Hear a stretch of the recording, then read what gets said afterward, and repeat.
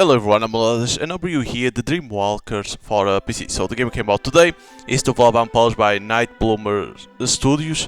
So this game, like, I had on my wishlist like for so long since it was like announced or something like that.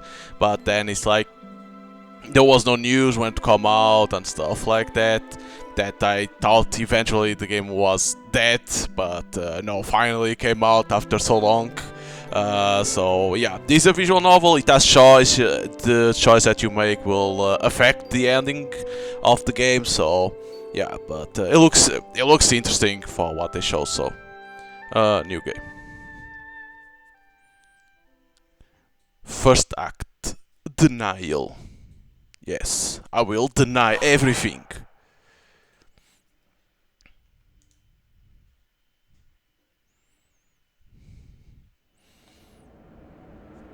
For a moment, I don't know where I am.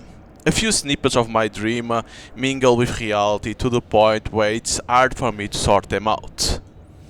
They fade and dissolve. All that remains are impressions and a vague sense of deja vu.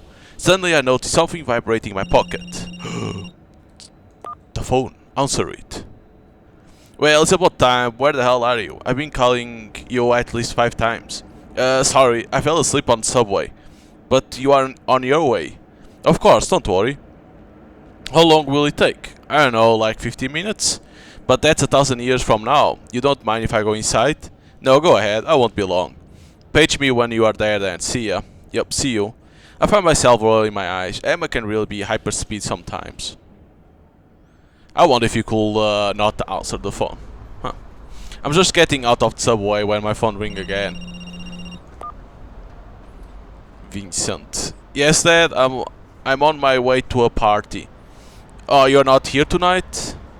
Surprise, embarrassed, indifferent. Embarrassed?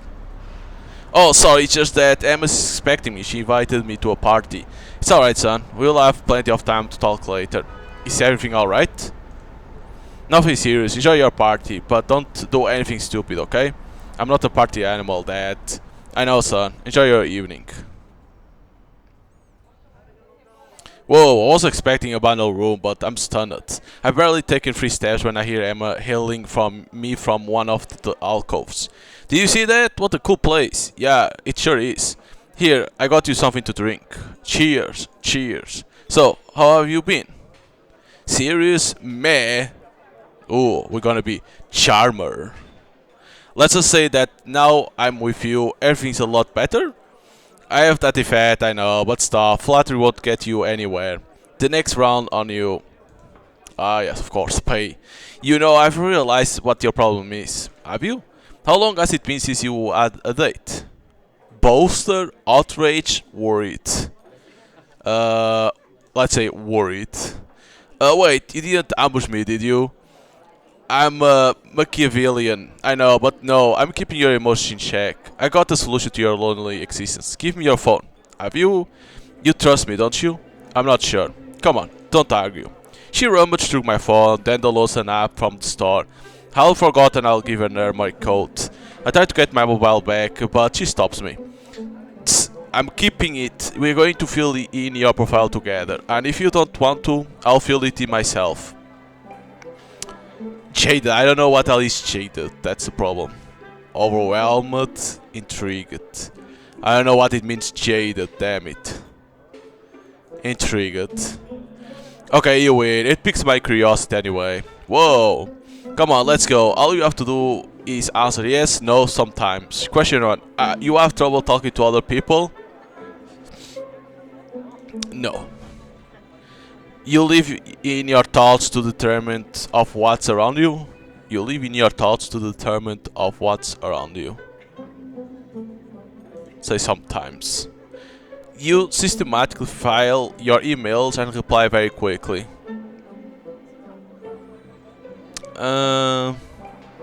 Yes. You don't give in to curiosity. You don't give in to curiosity. We're gonna say no. What exactly are these questions? It's an app that matches people based on personality. Isn't that bogus? Just shakes her head. She seems absorbed and continues to type frantically. Isn't there any other question? Yes, there is. Well, aren't you going to ask them? I don't need to. Heh, that's just like you. Hey, you fill stuff out without asking me? Oh, I know you by heart. Give me that back. As I reach for my phone, someone grabs her by the shoulders. I freeze, caught off guard. The stranger leans over and kisses Emma. She doesn't push him away. After a long look into her eyes, he turns to me. I notice he's holding out his hand. I shake it mechanically. Morgan, this is Nathaniel. Hi, Emma told me a lot about you. Well, and I got the feeling the opposite isn't true. I was thinking it would be best if you two met. No worries. We'll have a drink, Morgan, and you can tell me all our secrets. Morgan, keep your mouth shut, okay? Don't worry, Morgan, this is just between you and me. A sudden shiver runs through me. A strange feeling of being stared at. I feel like I can smell chlorine. What? Morgan, are you okay? I'm fine. I thought you glitched. No, I'm fine. I gotta get ready for my set. Off you go, see you later. Unless I run into a handsome stranger in the meantime. He shrugs and smiles at her, not at all worried. She watched him go with tenderness and a smile on her face. Is it recent? A few weeks, and you didn't tell me? That's called privacy. Prying, wandering, tease. Tease? A DJ? I didn't know you'll become such a groupie. Oh, come on, I didn't think you were the type of to judge people like that. It's okay, I'm just kidding. I hope so, Mr. Well-Tempered. Who's judging now? But it's cool, we have a lot of fun. It's weird when you know about it, he's not really my type. He can come across as superficial sometimes and he's clearly a party animal, but I don't know, he has a way of living things to the full. And at the same time, everything sides of him, nothing's a big deal. Right now, it's good for me. If you are happy, that's fine. I think I am. Then that's good. But I warn you, it doesn't mean you are rid of me. On the contrary. Darn. Can I have my phone back now? Not even in your dreams. But why the hell he say chlorine? I splashed some water on my face. The hours flew by. I think I needed a breather. I look at my reflection in the mirror. I don't look so good. The smell of chlorine again. What's wrong with me? I shake my head. I regain my composure a little. I dry my hands quick and get out. Is it chlorine like something that you put on pools? Why will it smell like that? I make my way through the crowd. I'm starting to get a bit of a headache. I've always had trouble when there were too many people, as if the sound were assaulting me. I head for our table, and suddenly notice that Emmy is no longer there. Other people have sat down where we were sitting. I stay close by to wait for her. Minutes go by. What she's up to? I keep waiting, but there's no Emma in sight. Where the hell is she? I try to rationalize her absence. Maybe she's in the bathroom or the bar? This is getting really long. Maybe Nathaniel dropped by while I was gone? She wouldn't have stood me up, would she? I sigh, exasperated. Maybe I should go and look for her at the bar? I arrive at the bar. People are crowding in, struggling to get to the barmaid's attention. I try to look above the crowd. Suddenly a bump against my shoulder nearly sends me over. Oh, I'm so sorry. I didn't see you there.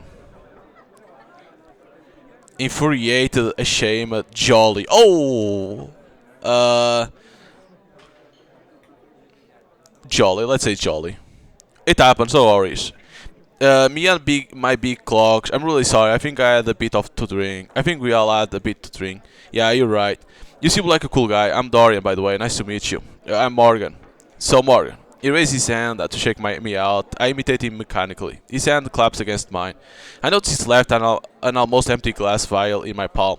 At the bottom are a few drops of fluorescent bluish liquid. Have a good night, man. He winks at me before turning away. A young woman passes me by and slips a few words into my ear. She smiles at me. Clotilde, what the hell name is that? A drop on the tongue to try, a drop in the eye if you want to get the most out of it. See you on the other side of the mirror. What? If you want more, ask for Seti. Who's that? Nathaniel. You know each other, don't you? I see you chatting to him earlier. Yes, You haven't seen him, have you? I've been looking for him ever since. I think I saw him backstage like 15 minutes ago. Thanks. She winks at me and turns away. I watch her disappear into the crowd. I look at the vial, a little taken aback. Keep, leave. Keep. I put her in my pocket and head backstage. The way that she say it's like by looking at the mirror, something can happen. Weird.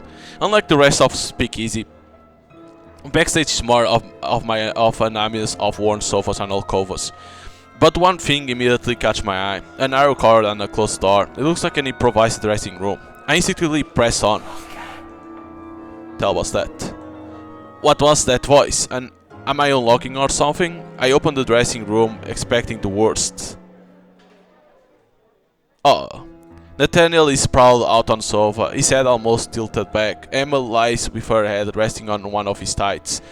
They look drowsy, peacefully asleep. I stand there for a brief moment, almost ashamed of having stressed so much. I feel as if I intruded on their intimacy. I'm about to close the door when I see a tear. A blue, almost fluorescent tear suddenly beats from Emma's eye and slides down her cheek. I notice the vial of blue liquid in Nathaniel's hand. Panic, calm. No. We go calm. I watch the bluish trail run down her cheek. Morgan, I'm sorry. I didn't know. Things weren't going well at home. I didn't. You noticed? I'm about to answer when I realize she's talking in her sleep. I can't help but feel unease. I gently close the door, trying to banish the commotion in my head. If she wants to talk to me about it, she will. I text her to say I've seen them backstage and I head home. So on school, is it? I massage my eyes, trying to chase away the fatigue, and I have a pounding headache. The part has left its marks. Delval is standing on the dais, but I can't concentrate. It's as if his words are muted. Around me, the lecture hall is half empty, like the seat next to me. Was I right to leave her? I hope nothing happened to her. That blue tear. When she arrives, I'll ask her. I try to focus on the lesson again. Take red-on spiders for example. One is smiling, the other is crying. The monstrosity of these creatures lies in the chimerical association of the animal world and human emotions. At the time of Darwin's naturalism, where the nature is only a series of accidents. For Gedon, his own creations seem to be accidents born of his imagination, a kind of dreamlike or fantastical naturalism. The words are hard to follow. Were you there too? Where? At the party. Shh, lower your voice. Yeah, we were there. With Emma, and you didn't even tell us? And you? Yeah, okay, but still. Admit it, you want to keep her just for yourself. What? No. Shh, guys, she's not coming today? Well, it's obvious, right? Oh, come on. No, I don't think so. I'm stupid, I should have imitated her. For once, I agree. On the first part, anyway. Come on, concentrate, Morgan. I leave them to their bickering to focus on the lesson. Delval is staring at me, an irritated pout, while continuing to speak. All in a chiaroscuro. So why? Where could this interest in hybridity come from? Someone? Mr. Escara? You seem a little more alert than the others. The professor turns in my direction. I try not to let myself be destabilized by his obvious irony. Well, to put in context, Odilon Hedon, phantasmagorical work, Darwinism, hybridity. I vaguely remember Gedon, a painter and engraver whose work was as symbolic as it also esoteric. So, Mr. Escara, where does Gedon's interest in hybridity come from? What? It's either artistic, so artistic?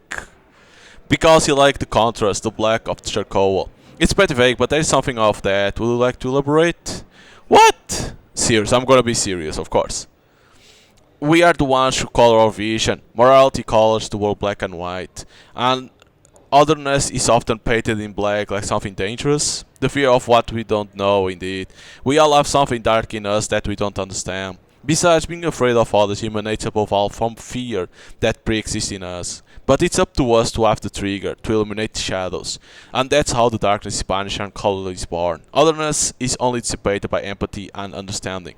And first and foremost, towards ourselves. But it will be inappropriate to go too fast. We will revisit hybridity and duality in our class on identity. We will close on these words for today. I release you. Have a good day, everyone. Remember to take an aspirin for some.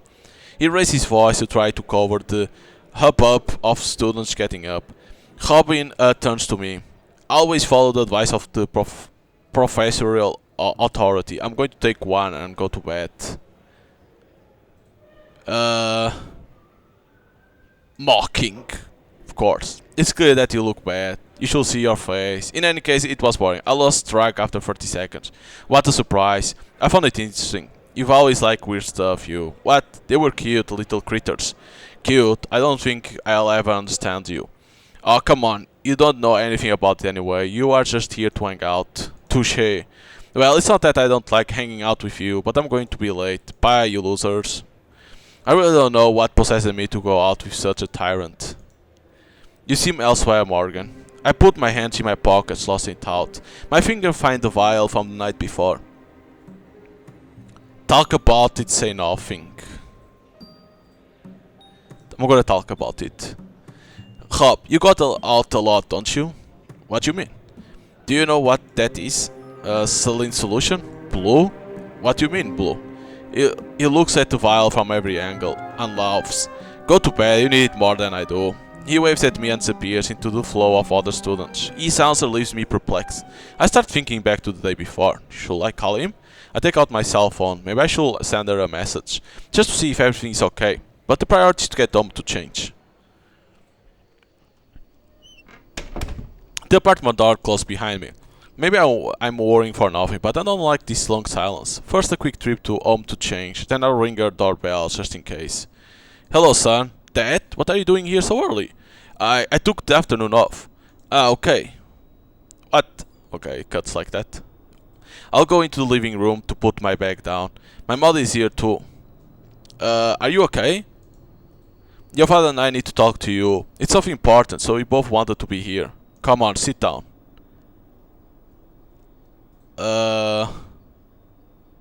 Explain? If it's about last night, yes, I came home late, but I was on time for college. No, it's nothing to do with it. I made some tea if you want. I know you have your studies, the change of pace with high school. In short, it might not be the right time. There will never be a right time, Rebecca. I know, it's hard enough as it is without you making remarks. Your father and I have decided to divorce. Oh, fuck. Well, it's more your mother's choice than mine. Vincent, we had an agreement. Still, it's true, right? The truth is that things haven't been going well between us for a long time.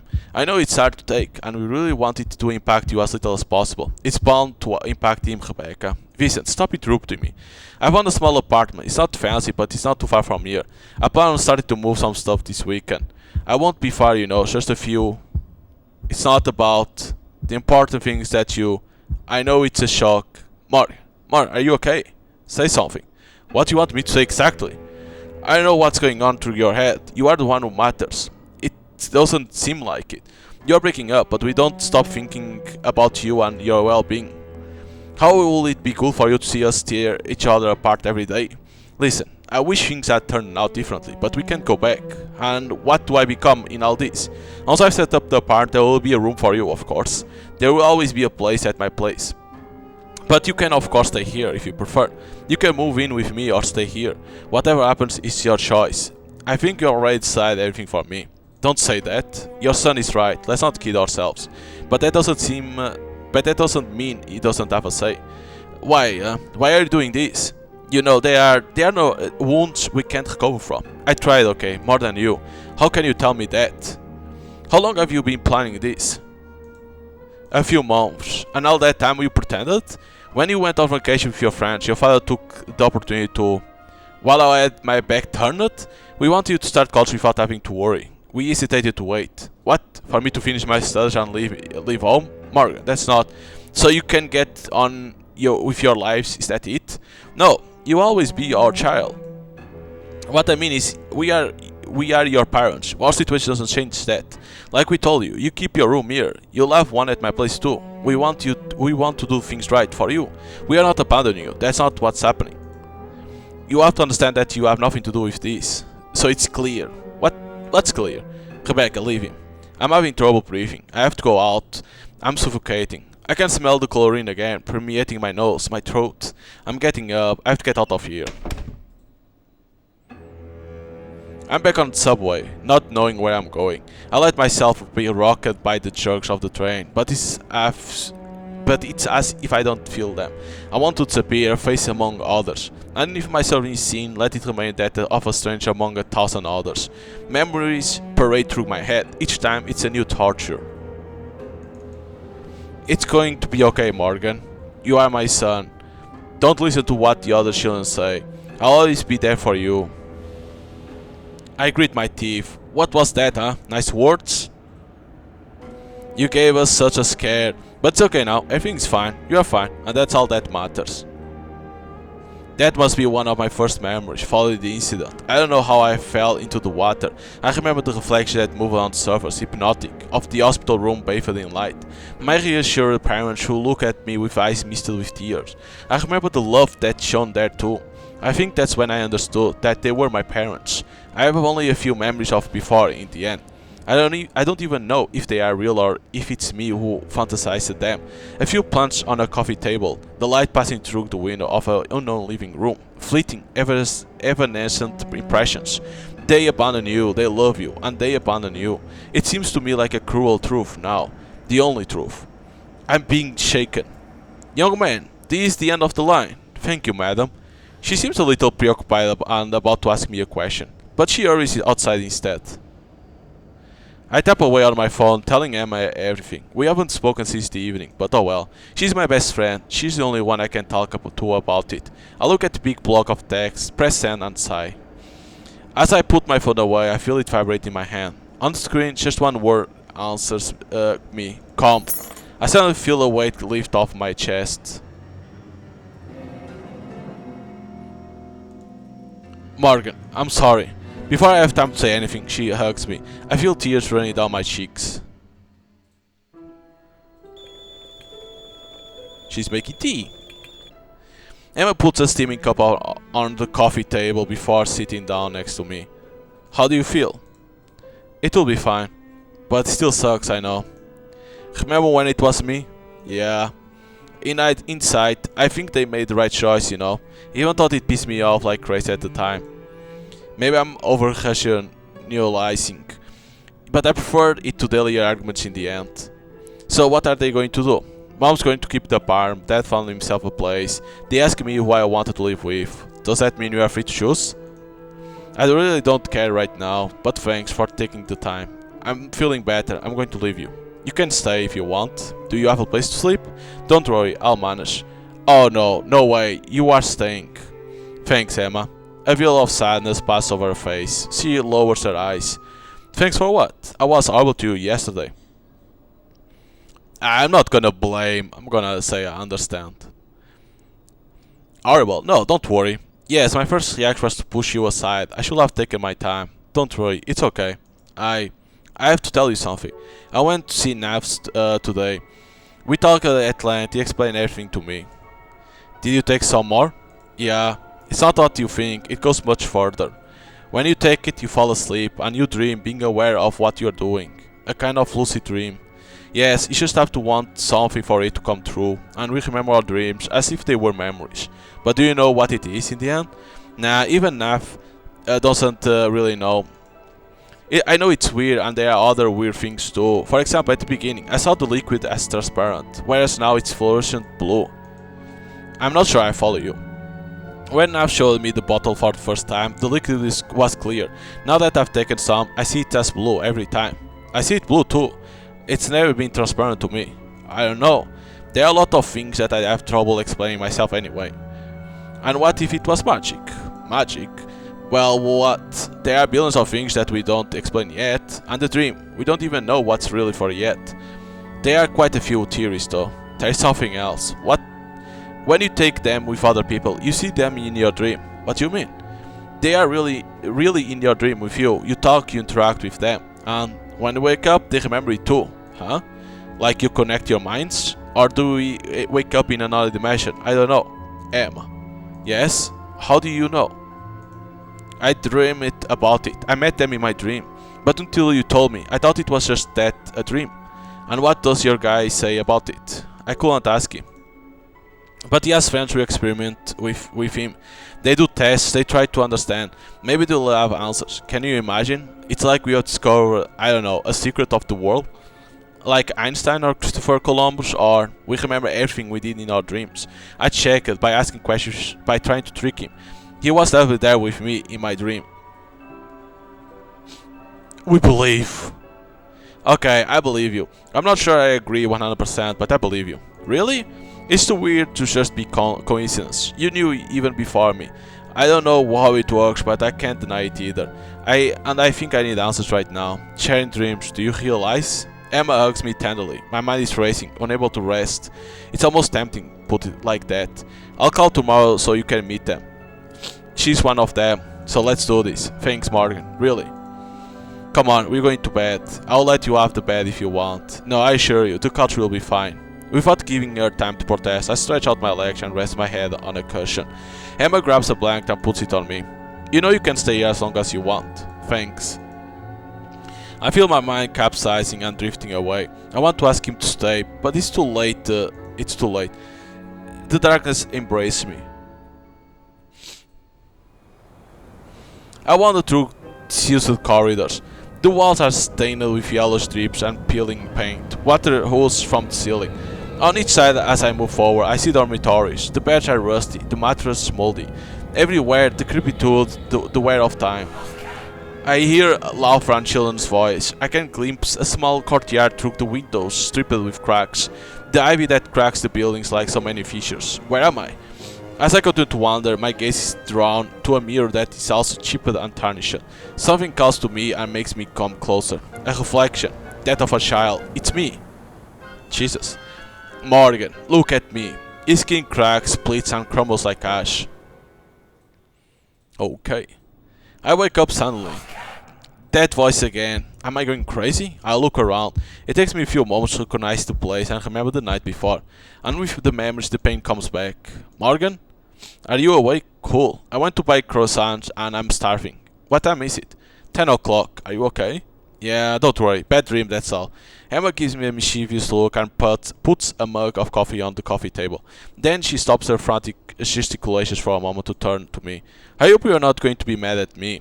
I texted your mother to say you were at my place, just so they don't worry.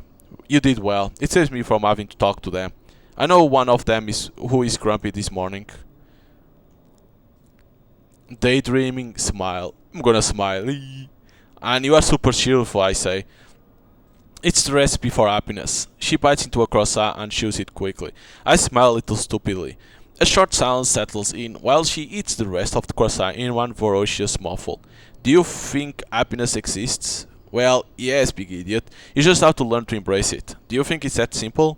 I didn't say it was simple. It's a discipline. Olympic even, I will say. I wish I was like her, as casual. Things seem to flow over her. I blow on my coffee and take a sip. She sits down next to me and taps my forehead with her index finger. You are too much in your head, huh? You analyze too much. How do you feel? Empty. I try to tell myself that it doesn't concern me. It's their life, but I can't help it. It pisses me off. It concerns you. I'm not sure. You are their son. They love you. Of course you are concerned. I don't know. You are the one who needs it. What? To escape into your dreams. Curious. How was it with Nathaniel? Do you remember that I would love to go to Japan? Since your manga period, yes. You couldn't stop talking about it. That period hasn't really passed, you know. Anyway, we talked about it one evening, like which country you like to visit, that kind of questions, you know. So when I opened my eyes inside the dream, I was on the street in Tokyo, with all the neon lights, all the colors, the billboards. We wandered through the streets, saw the big Shibuya crossroads, as if we were there. We ate ramen and ice cream rolls, we played in the arcade. It was incredible. It's like you were telling me about the trip. It was one. How did you do it? He told me that with practice you could draw on your own memories. We visited a shrine near Kyoto, but without the tourists and with a twilight that never ended. And we met a giant white fox that I was able to pet it with my hand. We can really do everything? Everything, well, I think. And when we wake up, nothing? No calm down? Like waking up from a dream, but remembering everything. She said yes, by the way. Isra. I sent her a message while you were sleeping. She agrees if it's still okay for you. I haven't changed my mind. It's still good for me. I thought while you slept this morning. I don't want to force you to follow me into this. What are you talking about? I don't want you to follow me against your will. I'm not going back on my decision. Thanks. But in that case, go to the shower. Okay, I'm going. She's wearing a hat. Are you nervous? A little. Don't worry, she's great. I hear her ringing on the intercom as I look at the decrepit facade. There's just one name in the digiphone, Farsetti. After a long moment, the metal door scrapes and creaks before finally opening. Hello, Emma. Hi, Isra. Meet Morgan. Hello, Morgan. Hi. Follow me. After closing the door, Isra led us through a small abandoned garden. Wild grass grows between the rickety paving stones. Rusty objects are piled up here and there. At the end of the courtyard, there's a door, which she opens for us. A bike. I go in. Sorry, it's a bit of a mess here. It used to be a squat. I'm not a big fan of the decor. The important thing is not to be disturbed. I guess that's a problem. Nathaniel's parents are the owners. The building should be renovated one day. In the meantime, we use it. Nav as his loft upstairs. And we occupy the ground floor when we come. Follow me, I'll show you around. Have you been here? Once yesterday. We arrived at night. It was a little scary. The lighting doesn't help, it's true. Nathaniel enters the kitchen. He hugs Emma and kisses her. Then he turns to me and holds out his hand. Welcome to my place, Morgan. Thanks. I think Isra plans to explain everything to you. I'll let her do it. She's better at it than I am anyway. Emma, are you coming? We'll let them talk. Will that be okay? I don't bite. Yes, don't worry. Emma just smiles at me as if to say not to worry. Then she follows Nathaniel. I suggest we go to next door. We will be more comfortable.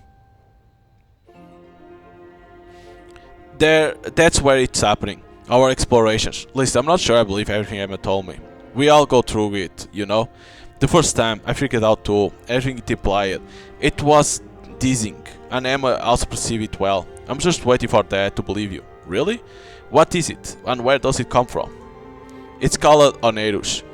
It's a substance that allows you to dream while maintaining your consciousness. And to share what we dream, as if it were a common dream. What I would like to know is, how does it work? Yes. People have tried to analyze it, they haven't found a specific molecule. What do you mean? It's water and salt, but it's blue. Yes, but now it makes it significant blue. It doesn't make sense. I know. It's not a drug, not in the strict sense of the word. There is no specific compound, but even if it's not one, it's not something harmless. Concretely, you put salt water in your eye and it makes you trip? Is that what you're saying? Yes. What? What you are saying doesn't make sense. Take a different view. We see the world with our eyes and we feel like we perceive everything, but there are 1,000 things that we don't distinguish. In truth, we only see a fraction of what exists. When you look at this wall, you see it as a homogeneous solid, but you don't see the atoms, the electrons, and the force that hold everything together. What are you getting at? You accept that this force exists without proof. It's just because people tell you that they do. It's just because there's a consensus. I don't understand anything. When you touch an object, you tell yourself that it's solid. In fact, they are particles that vibrate, energies that collide. Immaterial things that communicate and interact with each other. That's reality. Just because I don't see it doesn't mean it doesn't exist. Is that what you're telling to me? Sorry, I didn't want to bore you with quantum physics. But yes, that's the idea. What I'm suggesting is that you look through the looking glass and decide for yourself. That's the only way. I don't know you and you are asking me to trust you. That's true.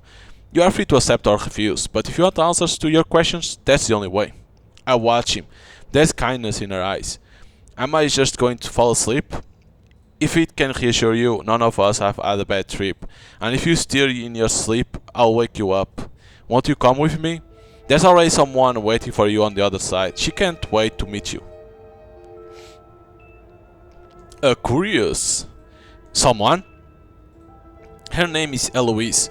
She was very curious about you. Who is she? One of us. She was there from the beginning. Lie down wherever you want. I'm going to put a drop in your eye. It's like eye wash. And then you're going to feel tired and you're going to fall asleep. When you open your eyes, it will be a dream and you'll know you are dreaming. That's it? Yes. And she'll be there waiting for you. Eloise. Yes. Okay, but how do I wake up? How do I get out of the dream? Don't worry, it's like a big nap. You just have to want it and you wake up. It's really not complicated. Isra uncorks a vial and takes out a pipette with just a drop of blue liquid. Her face comes close to mine. The tear falls in and hits my eye. It's like eye wash indeed. I'm surprised for a brief moment not to feel anything, and I'm about to tell her something, when suddenly the world wavers. I feel my mind going far away. I feel myself falling. Is that it, Eloise?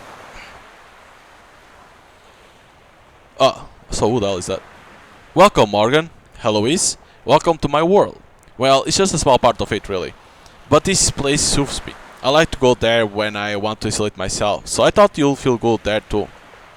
Do you want to go for a walk? Am I dreaming? Yes, I took you into my dream, into my mind. Ishka. She watched over your body while you keep me company. Come with me. Where do you want to go? Oh wait, you can move?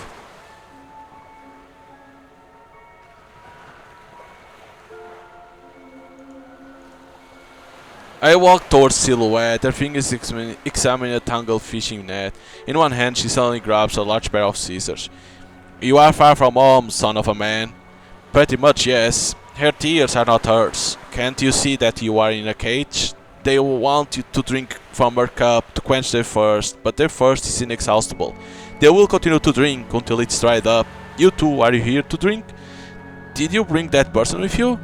Yes, I remember her. Does it happen often? Dreams come from what you experience in reality. You populate them with the people you met there, but here they could be anyone else. Don't you think it's time, Morgan Escara? Time to split the thread. Not yet, Weaver. It's your mind playing tricks on you to wake you up. It happens often at first, it will pass. As we walk away, I turn around one last time. The old woman has put down her scissors and seems to be exploring the meanders of the net with her fingers again. There are islands in the sky, in the clouds, as we've uprooted the entire section of the mountains, or plots of land. These are the isles of Sir Birds, huh? That's where the birds nest. Sometimes I chat with them, they tell me how they are doing. Nav teaches me a lot about these details. He says I have a bit of a romantic side. For him, dreams are above all a playground. But for most of us, what we are looking for is meaning. What do you mean? We don't do this for fun, but to discover, and to discover ourselves too. Look. These are flying whales. What? I don't know. It's still crazy. Flying whales. Yes. Is it stupid? No, it's just the idea. It's your Cartesian mind. Leave it aside for a bit. Dreams are mostly emotions. Feel them instead of judging. I promise. I'm not judging. Okay. The water slides over the sand, retreats like a quivering caress.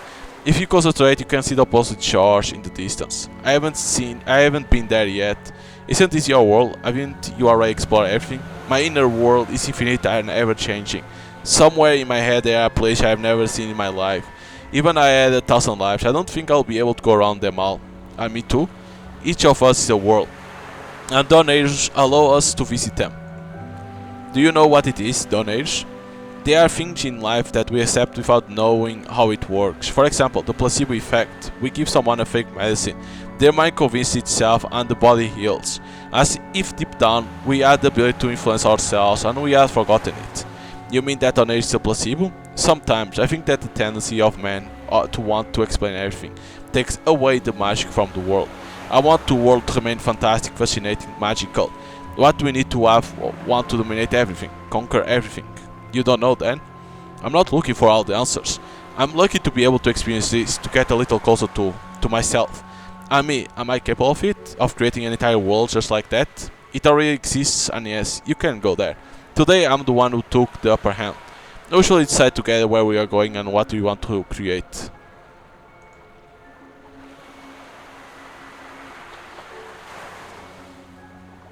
Is it only the boat? I look at the worn wood, the peeling paint. Everything seems so real. Dreams are made up of my impressions. Even I don't remember everything anymore. When I summon something, my mind draws on it. I must have seen a boat in this state one day. Memories are like Lego bricks that you stack up as you wish, and here it's almost instantaneous.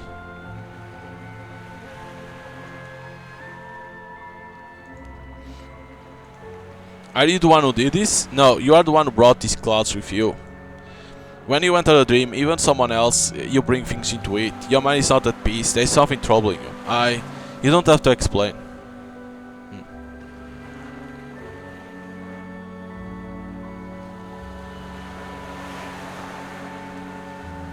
Not far from the door, children are making sandcastles. I can't make them out very well against the light. Wait, we have to build a bridge, otherwise she won't be able to get through. No, a tunnel will be better. It's going to fill with water. But no, stop, you are breaking everything. I don't know why, but I feel like I recognize them. Is it me? From a movie? Suddenly this unreal setting fills me with unease. None of this is possible, it's just... Easy, breathe, calm down. It's your Cartesian mind. I'll try to wake you up if you let it. She grabs my hand and looks me in the eyes. I read encouragement there. I breathe in and out several times. I feel calm returning. I just have to tell her that all this isn't real, but that it doesn't matter. Are you feeling better? Yes, I think so. Good. I think it's time. Time for what? There's someone I would like to introduce you to. She suddenly turns towards the open sea, as if she were listening. I hear a chirp echoing through the vastness. I see a small winged shape fluttering in our direction. The bird lands on her shoulder. Morgan, this is Nightingale. Pleased to meet you, young dreamer. Nice to meet you. He was looking forward to meeting you too. Oh. And here it is. I was hoping we could talk about this and that. Do you live in the Flying Islands? I come from even further away. From a horizon you can't yet see. Do you know why I wanted to meet you? No, not really. You have experienced things that few experience. And that makes you special, Morgan Escada. How do you know my... I suddenly feel dizzy. I feel like thorns are digging into my flesh. Morgan, I tried to fight. I tried to grab Eloise's hand. But too late. I fall. I'm pulled down into the darkness. I fall toward the darkness. The smell of chlorine fills my nostrils. Second act. Anger. Ah! I open my eyes. The half-open door lets in a ray of light. I blink. I hear a few muffled voices in the distance. It sounds like a fight. I sit up.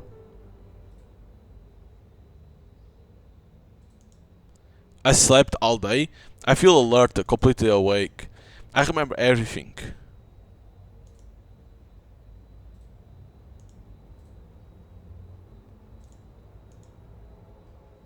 Huh? It's supposed to be like that?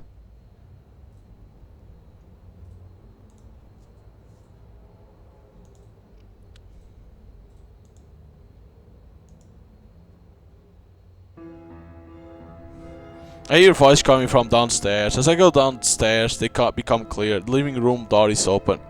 And what do you want us to do, huh? Shut up, Nathaniel. It's all because of you. Theo, I'm sorry. I should have told you about this before. But I talked to Emma and I trust her. And Morgan, huh? If he files a complaint. Spy. He will never do that. We are not here to cause trouble. It's already done, isn't it? It's not the end of the world, damn it. You took a hell of a risk, Nathaniel, without consulting us. It's my fault. I'm the one who asked Nathaniel and Israel to bring them here. Why? Because he's special. We should have been warned. Yes, I know, sorry. I've heard enough. I head towards the living room. Huh. Everyone turns to me when I enter. Emma comes over and grabs my arm. You scared me. We are even then. She lets go of my arm and rolls her eyes, a smile on her lips. The rest of the assembly is silent. Provoke. Now, you guys are going to explain. You have a chance to get out. I advise you to take it. I think it's little too late for that, right? We owe you answers. We agree on that. The substance starts to appear here and there. There are quite a few people who start taking it for fun, but others understood the potential it could represent. These others, are you? Not only, there are other people in the world who do what we do. The substance is a key, but the field of study is far from trivial. We explore dreams, and therefore the unconscious. Gaspard, what? These other options? They know. Either we fight against the current or we accept and move forward. We are not going to procrastinate for 1,000 years. So you too. There's no you too. We are all in the same boat. I don't support. It's going to blow up in our face. We'll decide then. Theo shakes his head and walks away. Israel sighs and follows him. The tension is still palpable in the room. Israel and Theo are in the kitchen talking. Emma and Theo have moved away a little and are talking in low voice. How are you? I'm fine. I'm sorry, I don't understand what happened at the end of the dream. Is it possible that something we bring wants to harm us? Yes, I guess. So maybe it's him. It's me. What you mean? Maybe there are things I hide from yourself. There is a whole part of my life that I've forgotten. Do you think that could be it? Maybe. Nightmares evolve in shadows. So are you going to stop there? Does it scare you too much? No, I'm determined. What if it's the opposite? What if it helps me make peace with myself? What you mean? It's like there's a void inside me, a kind of chasm that I'm trying to fill. As if there was a stranger inside you and haunting you? Yes. So you're going to try to exorcise this ghost? Whoa, really? I could start by getting to know him. Ha, that's good too. I don't know if you fully realize. It is a window open on oneself and elsewhere. And a distorting mirror too, in a way. What you mean? I will say that we have put reason on a pedestal for too long, to the point where emotion, instinct, feeling, all of that has been put aside. I believe that dreams allow us to dive back into the marvelous, to better color reality in return.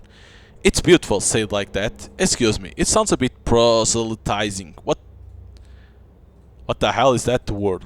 Appreciate. No, I found it sensitive and right. Good. It touched me in any case. Do you think it could help us be more in tune with ourselves then? Yes, and other forgotten things. Like what? Other ways of conceiving the world and the place of a man within it. I'm not sure I follow you. Come, I would like to introduce you to Gaspard. As we approach, Gaspard lowers the book he was reading. The least we can say is that your arrival is eventful. We didn't mean any harm. We are all the playthings of circumstance. I don't know what pushed Nav to give you so much away, nor what pushed Hello to take an interest in you. I'm here to try to understand. In that, I agree with you. It's like a puzzle, and I fully intend to solve it. That being said, Eloise has always perceived things that we do not perceive. So, what is special about you? I don't know. Think about it. There must be something. The coma, probably? I had an accident when I was little. I almost drowned. Were you in a coma? A few hours, yes. Interesting. I always told myself that if there was an afterlife, a substance of our beings, it was only in the memory of those who continue to live after us. I don't understand. Some people dream of deceased relatives. Somehow, by doing so, they bring them back to life. I don't see the connection with me. Maybe the afterlife and the dream world are the same. Maybe your coma allows you to cross the veil once, that you are more sensitive to it. Of course, these are just conjectures. But if you are a piece of the puzzle, I intend to elucidate for you. Isra and Theo are still talking. Come, I'll show you my room. The room is bathed in a soft light. A series of dressers have been placed under the smoked glass canopy. On top, piles of books, stories, comics, collections of photographs, three-shaped jewelry holders on which necklaces, rings, and bracelets are hung, a clothes rack with many hangers, dresses, coats, etc. There are frames with photos everywhere, most of nature, storm sea, misty forests, cloudy mountains. On one of the two bedside tables, a camera and several lenses. On the other, a moleskin notebook with drawings, notes on dreams. Next to it, lots of vial of honors. Everything is soft. They are all sculptures, ceramic sleeves with watercolor drawings.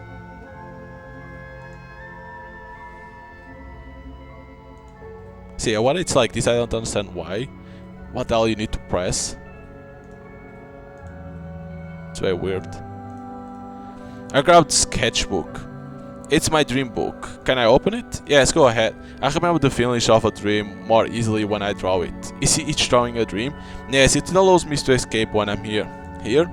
In reality. Do you go there often? In dreams? Gaspard says I go there a little too much, but I manage to sort things out. So I think you need to click in stuff. Yeah. Do you like fairy tales? I like the way they talk about men in a simple yet universal way. There is a wisdom in them which seems to come from the depths of time. Taima? What the hell is that? Taima. Taima in the undergrowth, the story of a little Native American who lives not far from the forest in the heart of North American taiga. Also, upon a time, there was a little girl who did what she wanted. Her name was Taima, and mischief was her specialty. On rainy days, she would go outside despite her mother's warnings. On full moon nights, she would sneak outside despite her father's warnings. Taima was very disobedient, but what could be more normal? Staying at home is so boring. She had to go and get food and water from the well, carry sacks, grind grain. When there are so many better things to do. Go to the stream, play with poles made of woven leaves, climb tangled trees. So as soon as she could, she was going to escape. I really like this story, even though Taima is much more rebellious than me. I think we should I'll stay a little childish. I don't know, I always told myself that growing up was good. Growing up is good, but children imagine so easily. I grow a ball with iridescent hues, with a soft gradient of green and turquoise. I did a few ceramics workshops. It's pretty. It's nice, but I don't go there much more anymore. Oh, I work on impulse for weeks. I think about nothing else like an obsession. And then I don't know why, I put it aside. Are you getting tired of it? No, I still really like it. Maybe I'll get back to it. You should. Morgan, can we talk? Comes this dude. If I let you stay, will you promise not to tell anyone? I promise. Yeah, okay. You really have to understand that this is not a game. You're going to learn to manipulate the fabric of dreams, to shape it. It's a heady feeling, but you have to keep your head on your shoulders, okay? Okay. It's easy to get caught up in the game, to believe that we are the master of the world, but that's not the case. And above all, don't lose your footing. You have to show moderation. Don't make me regret it. I promise. Since we stay late sometimes, we all have our own personal corner. There's room for you if you want. Oh, we weren't planning on crashing here. You can, you know. That's nice, but I like my place, at least for tonight. I knew Morgan. If you want, you can sleep at my place. If I stay, I could learn more about the age. On the other hand, I'm here for Emma, right? I don't know why, but my heart is pounding, even though it shouldn't be such a complicated choice. We could squat or go with Emma. I'm gonna squat. I think I'll stay here if that's okay with you. No problem. But I just have to pick up some stuff from my place. Remember to fill the pot. You help with the shopping, the laundry and the rest, understand? No worries. And there you have it. My house is turning into a squat. You are letting people to squat in there. Jesus. I'm about to leave with my bag of clean stuff when I see my father with a few suitcases on the floor. He turns to me with a little movement of surprise. Morgan? I didn't know you were here. What are you doing? I'm here to get some stuff, like a thief. Do you think this is easy for me? If I could do otherwise, I would. Your mother chose to leave me. I don't care about your stories. You sort it out for yourselves. What do you think we do? You don't even want to listen to us. So now it's my fault? Stop making everything about you and grow up a little. I see red. I think I push him as I leave. I run downstairs 2 at a time. Jesus. I put the bag on the floor as I enter the room. Isra is sitting on the couch, her tablet on her knees. You don't look well. Want to talk about it? My parents are getting a divorce. I'm so sorry. Is it new? I just found out. The others aren't here. Theo went home, Gaspar too. Nav's gone out. I think Elu, she's on the other side. Again? You need to know something about Elu. She's the most experienced among us, and the one who's closest to the dream. Tablet. What are you doing? I'm reading the news from the other groups. The other groups? We are not alone. There are plenty of other people exploring. With donors? Yes, there's a group in Foxgrave, England, and another in New York, another in Kyoto. We share our progress, our experience. So it's global? In truth, it's still quite confidential. We have trouble finding everyone who dives. Have you tested long-distance experience? It's quite a limited phenomenon. It's as if distance counted, as if the rules of physics were applicable. If you dive here, you could join Elo, but a few dozen meters away, it becomes impossible. Well, at least from what we know. If everyone is connected, we should be able to, right? If this theory is good, yes. But maybe we should walk for a long time in the dream and have an idea of the direction. The fact remains that we are going to have to train you. For what? To master your abilities. Some Dreamwalkers manage to manipulate physical rules like gravity or time. Others can shape anything their imagination can invent. Dreamwalkers? That's what we call ourselves. We walk in dreams. We each have our own talents. And what's yours? The environment, the place we visit, the setting basically. Gaspar, it's law of physics. Nathaniel, He knows how to play with sensations, he knows how to magnify or attenuate them. And Theo?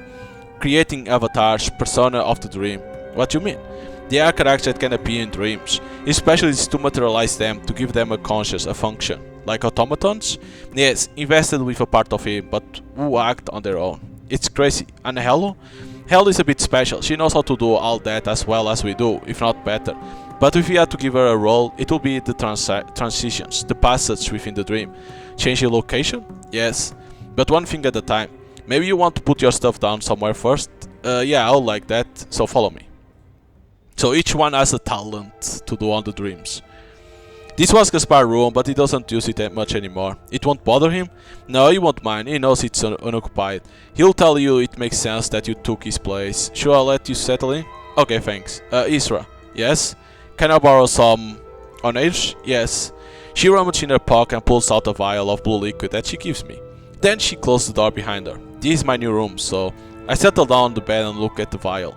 The liquid is almost fluorescent and slides smoothly over the glass. I finally uncap it and take out the pipette. I put the bottle down, bring the tip of the pipette close to my eye. I squeeze, a blue pearl falling, the world turning color. Back to the dream. I emerge in a gigantic open-air cavity. Rays of light fall from the collapsed vault, illuminating a central mound surrounded by water. Eloise is here. Her head is raised towards the street lamp that sits above the mound. A bird is perched there, the same blue bird as in her dream, the nightingale. Join Spion. It is a rare opportunity. Its potential is limitless. But the door opens in both directions. Its sensitivity is also a weakness. We must take risk. I fear for him. For him? Really? I'm not sure we should expose him like this. Do we have a choice? We always have a choice. You know what's at stake. I'll let you guide him to the right place. Hail? I don't know what hell is hail. He's not ready. It's up to you to make sure he is. He's only just taken a step on the path. He's still too attached to reality. You know that every second counts. You think it's easy? Every awakening is painful. Everything is so violent and aggressive. Every noise, every light. I feel it in my flesh. So you know why we do what we do. To bring back the marvelous. I wish things were different. But if we don't do something, who will? Have you had enough? Yes, I think so. So it's time to wake up. I don't want to. And yet, you have to. Heloise? I thought I perceived a change in the dream. So it was you. A change? Yes, when a spirit enters the dream not far away, I can feel it.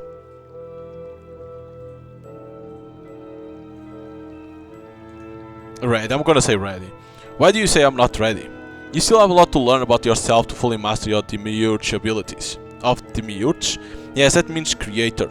You must be able to create in full conscience without being influenced by your unconscious. Maybe I should take up yoga. Yes, why not? I need your help. To fight what's inside you, to understand. There are many things that escape me. This place is called vestibule. It is a dream zone that is located deep within oneself, but other things come from even further away, from the primal unconscious, like the nightingale? She simply nods, then she goes sit on the swing and let herself rock for a few moments. Here, things are still superficial, ephemeral. There are other places that are hidden and much older. Each mind is like an island lost in the immensity, but there are bridges that connect them. You took one to come and find me, so we can sail from one island to another, and we pass from one mind to another? That's the idea, yes. Besides, there are many things parading in your head right now. I should have warned you. Sharing a dream is like telepathy. I can sometimes hear you, feel you. How do we do it? Open up, you just have to. You tell yourself that you feel good with me. Yes, serene. So this is a place, does it come from your memories too? Yes, from Vietnam. I've never been there, but I've seen some photos. But there are other things that obsess you, don't there? Dreamwalkers. I think I'm a little intimidated. By others? You can trust them. Isra is great, Gaspar too, in his own way. I know you didn't get off on the right foot with Theo, but he has a good heart, I assure you. Enough? I love Nathaniel. He watches over me, you know. He doesn't mind being seen as an irresponsible guy. He may seem immature and frivolous, but in reality he's very sensitive. When Theo picks on me a bit, he's the first to defend me. I didn't see it that way, but that's not all. You can talk to me about it too, you know? About that shadow inside you. It's eating you up from the inside. I want to hear what he has to say. I know, but I don't think you're ready. What do you mean? You are angry. I don't know if you'll be able to listen to him. It's like there's something wrong with me and I want to fix it. You have to do it for him, not for yourself. You have to be able to hear it. I just want it to stop. Margaret, it's time to wake up. No, I came to find him. I want answers. I want him to... She suddenly hugs me. It's a hug that's both gentle and incredibly intense. I feel her warmth radiating through me. It's as if her soul is mixing with mine.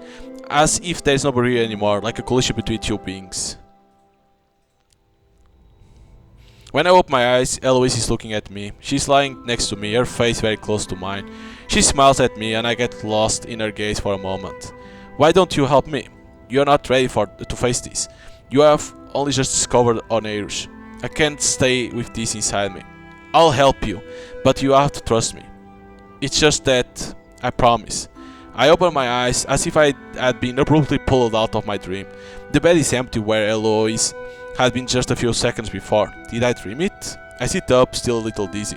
I get up and go downstairs to the living room. It was like the spirit was inside us, it wasn't reality. She's there, a blanket carelessly thrown on her knees. I thought that you were with me.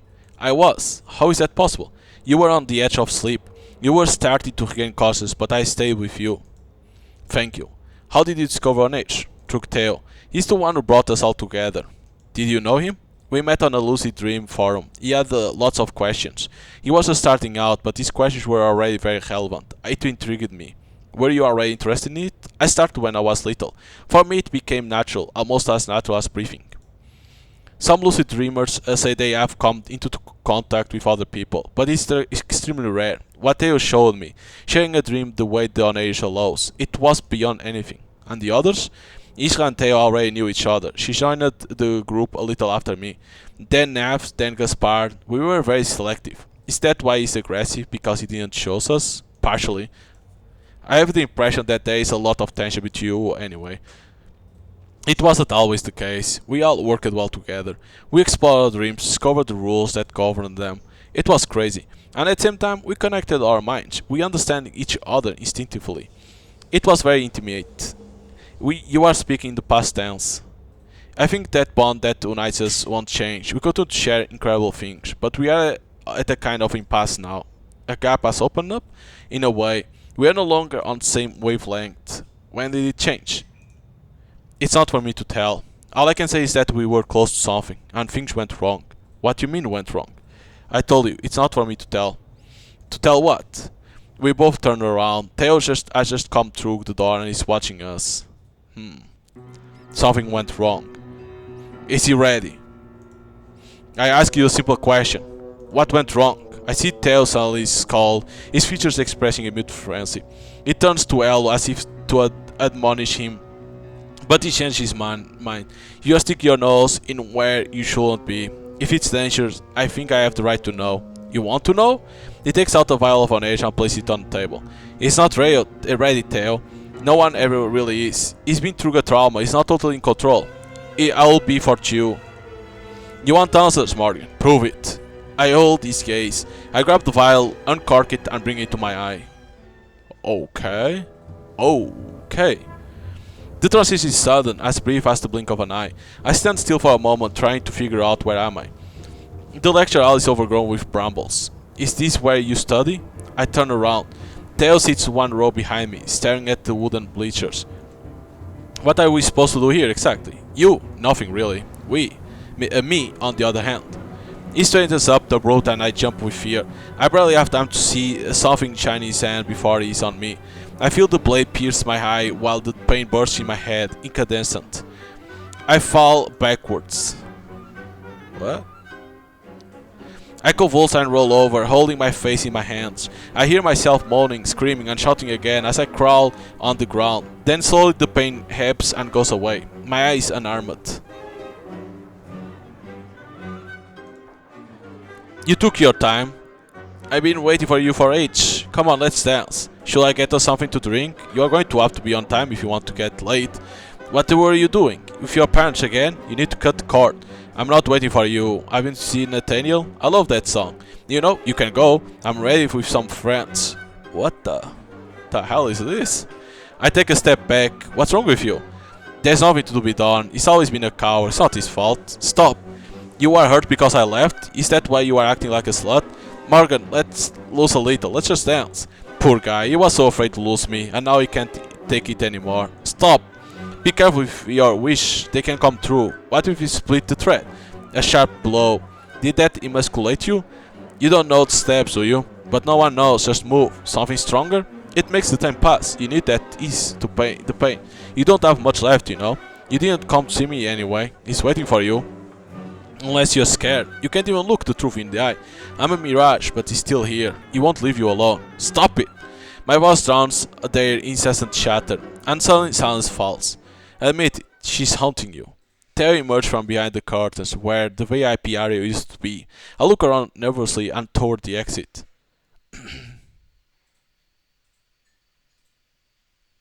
Confess. You can't understand what it feels like to have her in my life and then have her leave.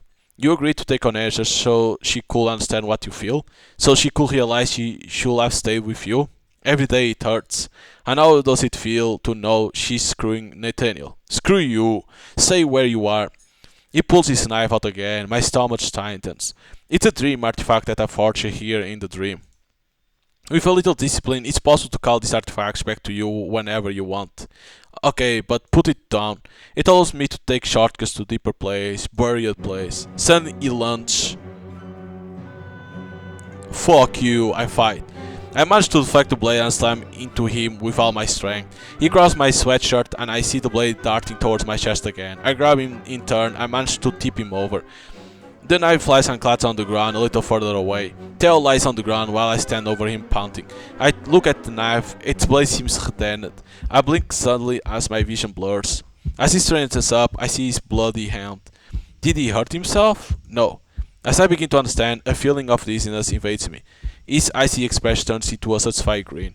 I suddenly feel myself tilting backwards. The whole world spins as darkness greets me. I struggle, I fidget.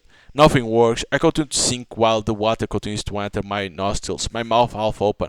I try to scream, but nothing comes out. I shake my arms. The surface does not seem far, but I continue to fall. My movements become slow, disordered. I have no more strength, suddenly invaded by a strange lethargy. I seem to have above water silhouette watching me. It is blurry, indistinct. I feel like someone is grabbing me, suddenly hoisting me up. I think this is the place. I start to vomit. I have the impression that a torrent of water is coming out of my lips. It takes me a few moments to be able to breathe again, and when the air comes in, my lungs are painful. I cough, I spit. Theo crouched down next to me. I cringe, trying to get as far away from him as I can. Pain is a powerful catalyst. Don't come any closer. It's okay, don't worry. We all been through this rite of passage. Eloise, Isra, Gaspard, even Nathaniel. It lasted for months. Months of searching, getting lost in the maze of our minds. But I didn't have the patience for you, so we took a shortcut. Somewhere here is the door to the true dream world. It sits in each of us, where the core of who we are lies. The pillar around which we have built ourselves. Where are we? The orphanage. Well, I think so. There is something here that defines you. Do you know what it is? I don't know. How is it to you? I don't know. I'm not going to repeat it. Why? Because it's my fault, okay? It's my fault if everyone leaving. Emma, my father, my mother, my biological parents. It's because of me. Let go. What? Let your anger, your hate overflow. You have to tame your unconscious. You have to let it express itself. That's the only way you'll see its surface. Come on. I don't know if it's because of Theo, but an intense rage is brewing inside me. It's not fear that I feel, but infinite resentment. Instinctively, I walk towards the split tree. I approach the gap and see right away that it's too narrow for me to squeeze through. I place my hands on either side of the trunk, dig my fingers into its old bark. I strain my muscles, push it to open it. I don't know what I'm doing. My breathing is ragged and noisy. I scream. And now what? I see his eyes filled with terror. I turn around abruptly. Pulsing brambles have power out between the two pieces of separate trunks. They move like a nest of sharp snakes. In the middle of this tangle of thorns, a silhouette observes me. Her face is like an alabaster mask without any expression. A hollow crown is yet. Suddenly, a blackish tentacle springs out and wraps itself around my arm.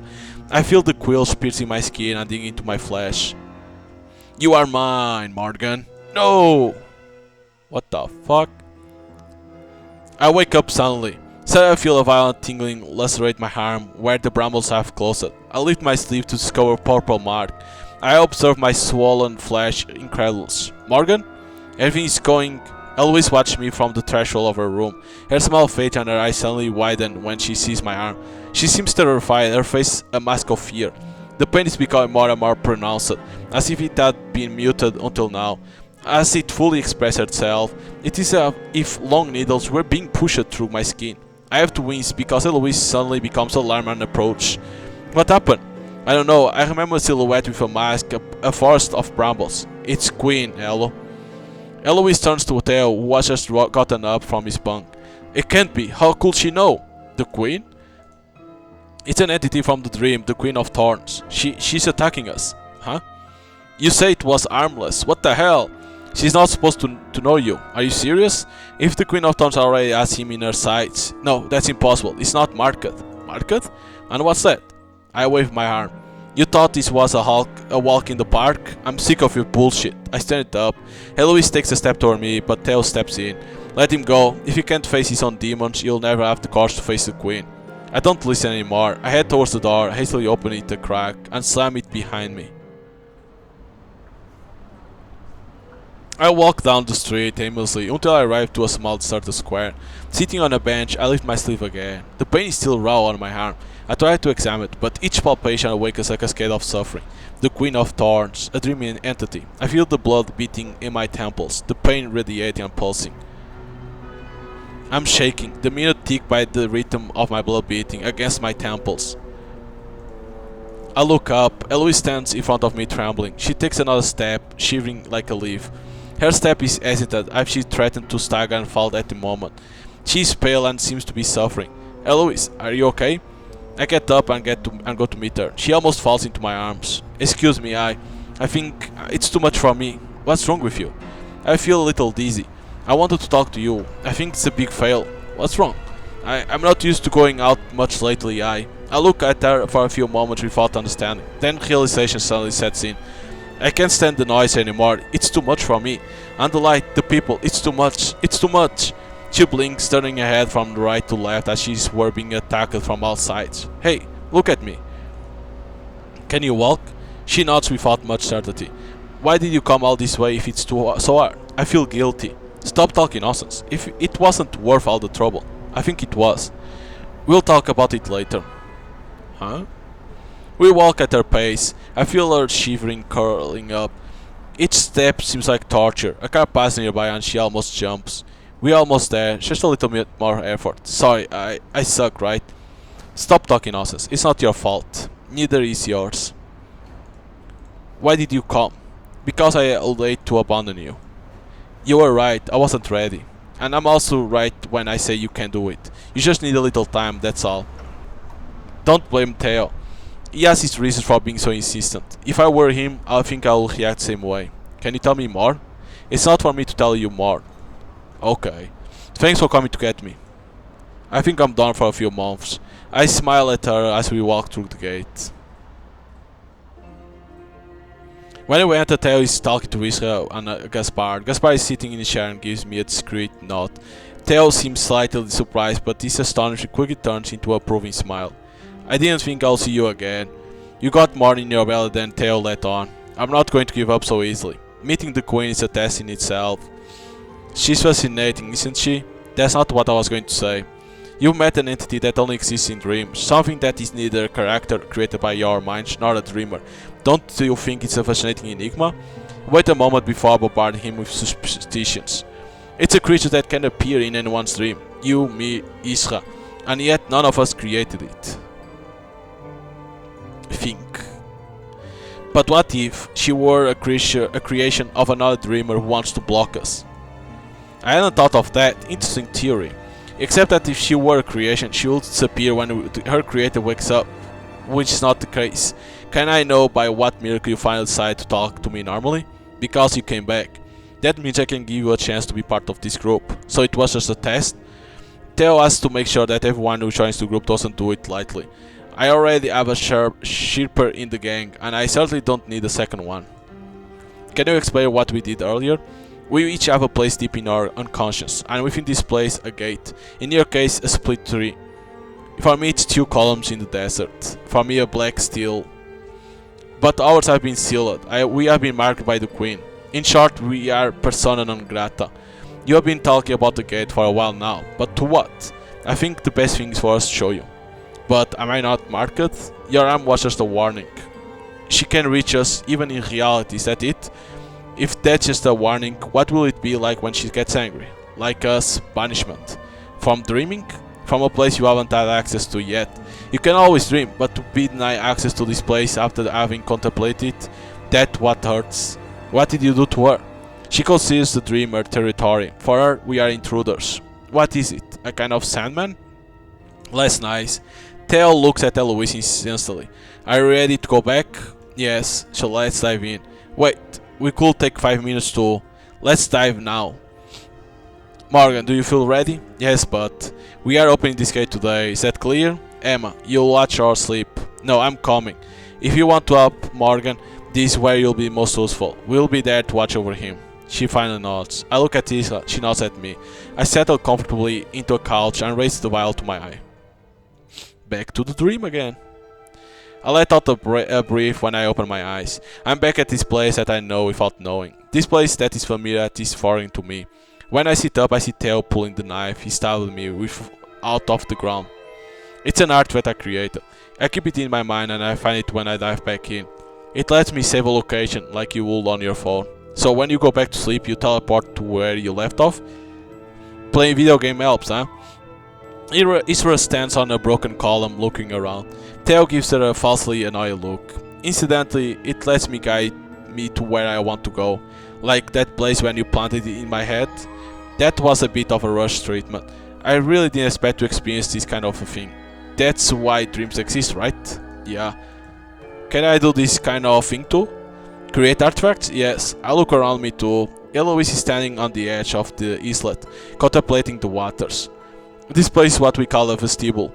It's the transition point from our mind to dreams. Dreams? I heard you talk about it. Wasn't that a reference to dreams? There's difference, but you'll soon find out. Besides, this is where it happens. Gaspar is standing not far from the split tree. The gap between the two fragments of trunk is now completely blocked by brambles. We are going to have to clear all that. Won't that alert the Queen? This time we are not taking any risks. He puts his hand on his left arm, knits his flesh with while a strange smoke escapes from it. When he's done, his arm sports a mark with rounded lines. It won't fool her forever, but at least it'll give us little time incognito. Have you learned to modify your essence? It fades with time, unfortunately. We pass one after the other on Theo's hands. The sensation is strange, like a kind of imbalance. What is this place then? I don't know, the orphanage where I stayed as a kid? Apart from this place, I don't have many memories. You know, sometimes we are the ones who make up false memories. When it's Eloise's turn, Theo seems to take a little longer, however. Suddenly he takes a step back and shakes his hands, as if suffering from a shock. Ouch! It didn't work? Yes, but I felt like a resistance and then it hurt me. But the symbol is there. Maybe it's because of the last time. Surely.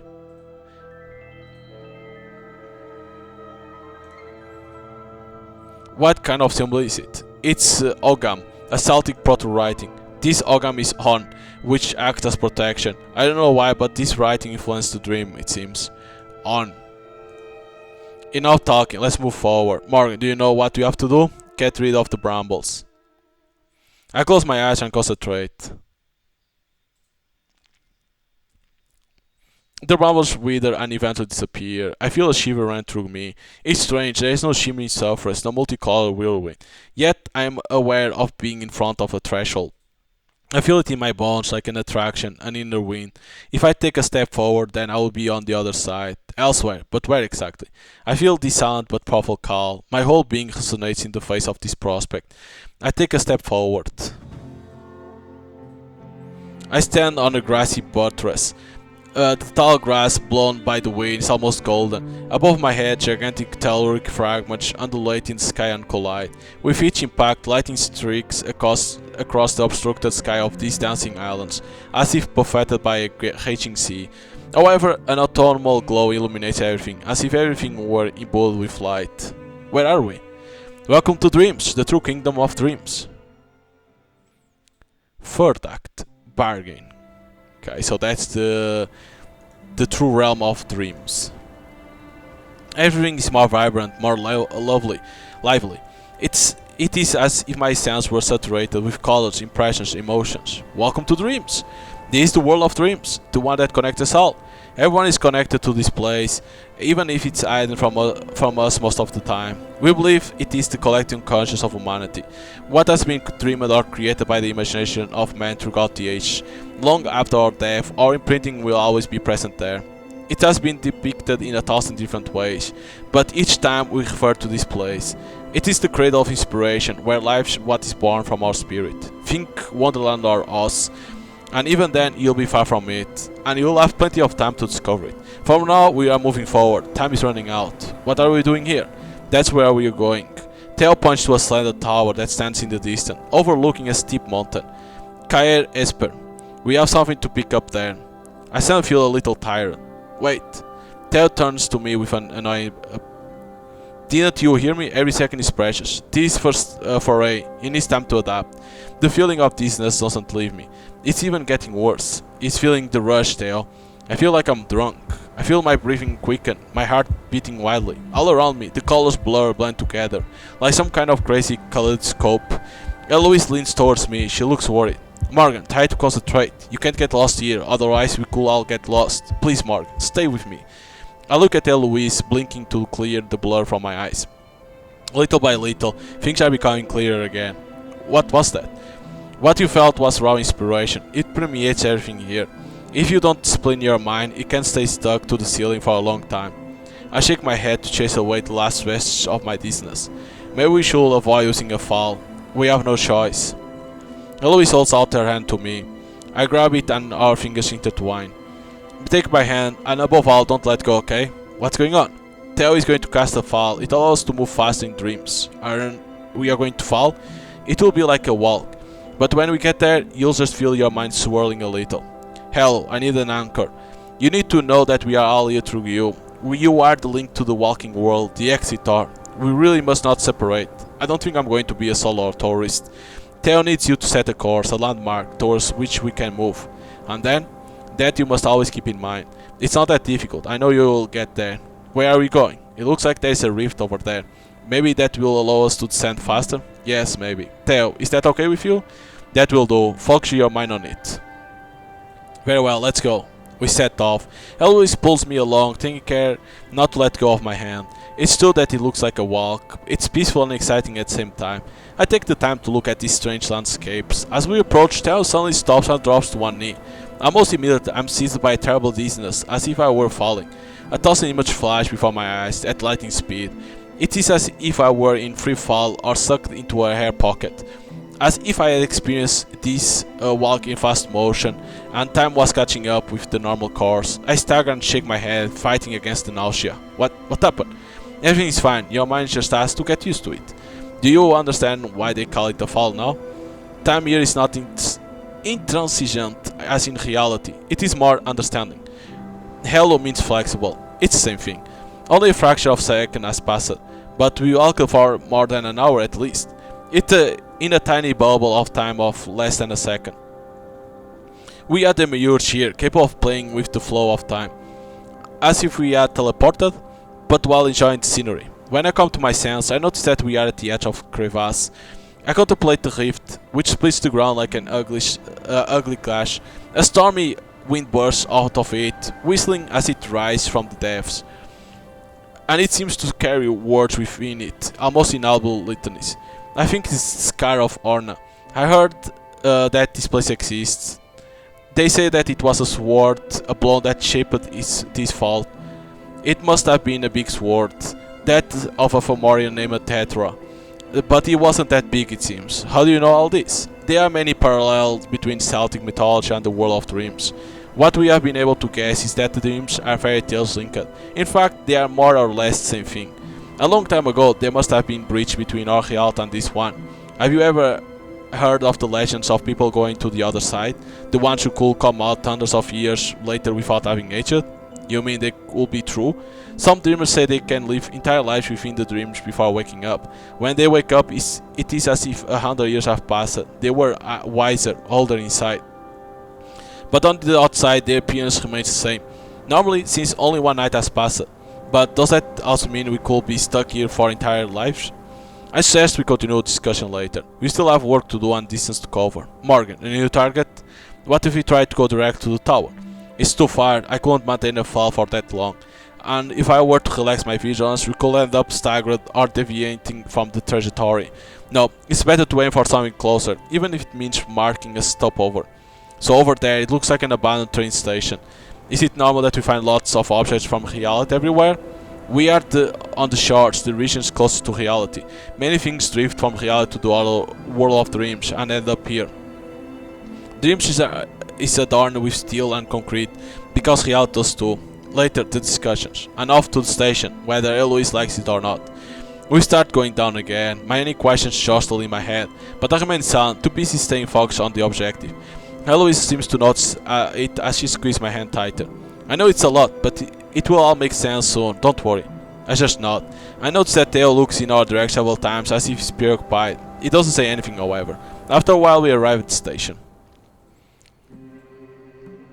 I sit down on the bench, exhausted. My head won't stop spinning. It's worse than the time before. It seems to be the case for the others too. Israel is sitting on the edge of the platform. Theo is massaging his neck. Gaspar is lost in the contemplation of the map of the railway network. Only Louise seems to be doing well. I see her observing the cracked windows, walking along the tracks. There is intensity in her explorations, mixed with an idle distraction. I take advantage of the stop to observe the ghost station. If it weren't planted in the middle of the rocky foothills, it could almost seem ordinary. It's strange. It's as if it had been torn from reality and placed there by chance. Suddenly, I hear a series of spaced and regular clicks resonate in the deserted station. The others seem to hear it too because they raised their heads. It sounds like the sound of hoofs. His bowed legs limp, while the horn of his hoofs click on the concrete floor. These are not awkward movements. However, they are fluid, almost graceful. I stand up abruptly. Well, but what do I see? It's been a long time since I've come across your species. Go nice. Robin? It's one of my many names, yes. How do you know? Your face is that of someone I know. Ah, a borrowed face then. You are a creature born of my mind then. The satyr bursts out of laughing. You're right, and at the same time, you could not be further from the mark, young mortal. What you want, Fawn? To prevent you from being crushed, which will be improper. Suddenly, something massive appears behind him. Whoa. Something ghostly, translucent, but which nevertheless gains density little by little, like a veil being removed. Behind the fawn stands a titanic train, unlike anything I have ever seen. Its surface is gold and copper, as if it were encased in armor. It must be as tall as London bus, except that its tip is slightly curved. It is monolithic, almost menacing. A glamour. I suppose Kair Ibarmaeve is unaware of your intrusion. Should we be worried? Oh yes, Queen Amabilish is not known for her mercy. But fortunately for you, I am not one of her admirers. You are not one of her subjects? Yes. Then why not give ourselves to her? Because I do not believe in her isolationism. I have traveled your roads, I have rubbed shoulders with your poets and your minstrels. I have been sung off in your songs. My exploits have been praised or denigrated. Unlike others, I am aware that you have shaped who I am. So I could never hold it against you, despite what you do now. What you mean? Look around us. You make our worldly grey, as you do with yours. The time of gods is over, I know, but it was not all bad. You still considered life sacred. Now you defy your so-called reason. You wish to become machines, cogs and gears. All you do in the end is worship death and spread it across the world. Maybe, but it is possible to change things. I see. It is Kair Esper you are aiming for. And you, where are you going? Where the wind carries me, let's see, across the seas, no doubt. Curious. Change things, what does that mean? If everyone were aware of this place, of its existence, then perhaps behaviors will change, we will stop ransacking everything. Or perhaps on the contrary, we could come as conquerors. We will come and put down our flag and say that it is ours. Then you will condemn yourselves. Are we going west? Towards the west, yes. So I have a deal to offer you. Theo reveals his sharp knife as the final eyes widen. The Sagittarius? So you stole it? It could be useful to you for the rest of the journey. What makes you think that this Krotos property and Krotos was dear to my heart? It will be in good hands then. What's the trade-off? A favor. Go to Erebush and wait for us there. My traveling companions won't be thrilled with this detour. Consider it as taking a step back to jump better. And if I wait, the Sagittarius is mine? So you're not just here to observe, you have a very specific goal in mind. Yes, fine. Sagittarius will be yours. So I accept. Theo hands him the artifact. The satyr watches him carefully, runs a hand along the blade. I feel a veil of sadness pass over his face as he sees it. The Moray are truly benevolent. We will meet in Erebush then, no trickery. A deal is a deal. Theo nods to us. We set off again, while the fawn climbs back into his metal mechanic. Morgan, it's your turn, take us up there. Again, I close my eyes and concentrate on the tower. If it weren't for this staircase dug in the rock, the climb would have been impossible. We can hear the cracking of the rock reverberating in 1,000 echoes above our heads, and they are not the only ones. Disturbing birds of prey prowl around sharp peaks. Do you map dreams? As much as possible. Also, every night we dream, and through these dreams change little by little. Things end up there like the train station or the car, so its topography evolves. Because of us? Or thanks to us. You can see it as the plate tectonics of this world. When someone in China dreams, part of what it created ends up here. Some things stay. We really influence this world. That's how regions come into being. Someone in Morocco doesn't necessarily dream of the same thing as someone in Europe. That's why the world of dreams in Africa it will not be the same as here or in the Amazon. But it's becoming more homogeneous. The differences are fading, the imagination is diluting. The same goes for the beings that roam this place. We give birth to them. 1,000 years ago, some would have dreamed of jinns, others of trolls. Now we are going to dream of superheroes, aliens, movie stars. Sometimes they disappear over time, ephemeral. Sometimes they continue to exist without depending on the dreamer or initial dreamers. Does that mean they continue to exist after us? Yes, but we don't really know what caused that. The stories. When we continue to talk about them, to tell who they are, they continue to exist, and there's faith to believing in them. So believing in Santa Claus will make him exist? It's not necessarily the one you have in mind, but yes, it probably plays a role. It's incredible. And everyone is fighting against Oblivion. And the Queen? Amabilish, servant of the Winter Court and current monarch of the Escatiai. That's what they call their world. It means the borders. With Theo we call it the Rims. I stopped looking at the ledge in the distance. I think I saw a small silhouette watching us. What's wrong? I thought I saw someone or something or someone. Do you think someone is following us? I don't know. It was probably just an impression. I take one last look. There's no one there. Theo points to an opening dug into the cliff. We arrive. The entrance to Caer Esper. We move for a moment in a dark corridor. We are in what seems to be a large circular cavity. It looks like some kind of sanctuary. It is. Theo seems tense. Are you okay? The trees are dead. What? We came all this way for nothing? No, look. There must be a fruit or a seed somewhere. A still stands in the middle of the room. It's topped with a large golden salad bowl set in stone, a copper amphora leans against the base of the column.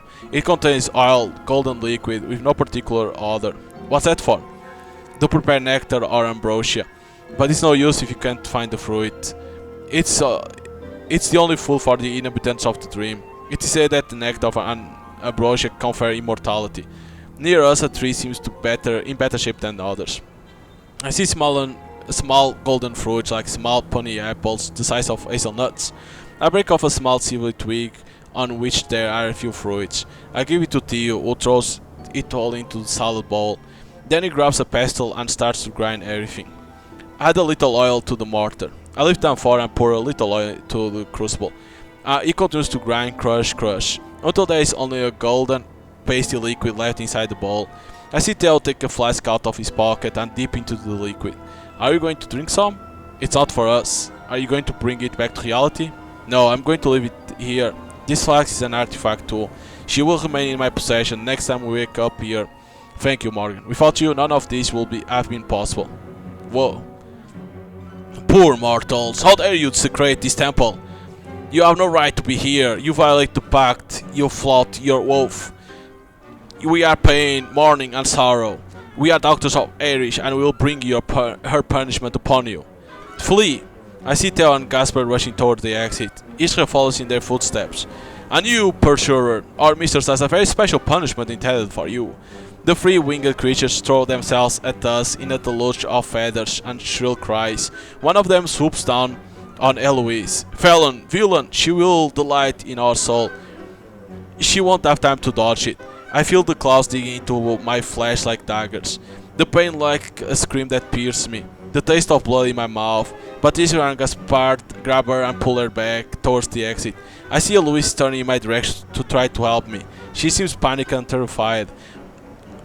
What else is that? Mais Israel et Gaspard. Well, it's in French, this part. I see a few iridescent feathers fall before my eyes. Then it's pitch black. In a desperate gesture, I step between the creature and her. I was like, what? What the hell is that? I sit up and stagger. My ears are ringing and the daylight is making spots of color explode at the edge of my vision. I feel like someone is holding me, talking to me. Yet everything is blurry and indistinct. But little by little the world is starting to get back to normal, a little all around. I notice that the others are waking up too. Hey, are you okay? Yes, I'm fine. And you? You're okay, it's going to be okay. Ishra staggers and Al falls, leaning on the couch to keep from collapsing. Ishra? Ishra, are you okay? Get out of the way. But what's wrong with her? You think I didn't see anything? You are sucking her life force. What? But you were already stealing her energy yesterday. Can't you see that you are hurting her? Leave her alone. Back away. Theo, it's okay. I can see that you... It's okay, I'm telling you. It's not her fault. You can't keep going like this. Theo, did we succeed? Gaspard emerged in turn, stoic despite the recent turn of events. Yes, it's okay, we got her. So that's what matters, right? If I hurt her, I'm sorry. So keep your distance. It's up to me to decide. It's going too fast for him. He couldn't prepare like we did. So if you want to keep us this pace, you let me support him. I feel Theo hesitating, but he hands up, throwing in the towel. Hello, can you contact the Nightingale? Yes, I'll take care of it. It's a lot to take in. The world of the imagination, it really exists. But you're going to have to explain it to me. We didn't go there by chance, you had a very specific goal. Isra turns to Theo, who seems lost in thought. In due time. Let us rest, we need it for what's next. I go to protest, but Theo is already heading to the kitchen. It puts a lot of things into perspective, doesn't it? It makes me dizzy just thinking about it. I understand. Theo, he... Don't blame yourself, he just reacted instinctively and drew on me. Sorry, I didn't know. Come close, everyone. I have something to tell you. We still have some time before the next dive. That was trying to so go and clear your hands. We will need to be in shape. Alright, see you in a few hours. I'm going to go to sleep, and if possible, dreamless sleep. I'm going to talk to the Nightingale. We'll meet up in a few hours. I approach Eloise while everyone scatters in their corner. Can we talk about what we saw and did there? Yes, of course. I know it's a lot to digest in short time. No, that's not it. I want to talk about you. Me? What do you want to know? I have the impression that for you dreams is more real than reality. And if that were the case, all these photos, all these drawings, one day you found the world beautiful, and now I have the impression that you want to escape it as much as possible. It's been a while since I stopped watching TV, because all it showed was wars, violence and trivial things, but not dreams. They marvel there. Here too. I haven't marveled at anything for a long time. I went to Norway to walk on a glacier, but in a few years there will be nothing left. Everything that's beautiful, human beings destroy it. Hopeful. Maybe that's true, but this is as if you were throwing in the towel. I believe that we have the possibility to change, to admit our mistakes. I think the solution will come from there, not from here. And I think dreams must impose itself on men and force them to change. I think that if you really want to change the world, you have to go outside and see it and look it in the eye. You can't run away from it. It's too hard. I'll help you. How? By proving to you that there are still beautiful things, that not everything should be thrown in the trash. It's like facing your fear. We have the impression that it's an insurmountable obstacle that faces us, and then when we have it, we realize to what extent we have made a mountain out of a hill. If you were to confront reality again, you might see that it's not so bad. She suddenly gets up and heads towards her room. I follow her.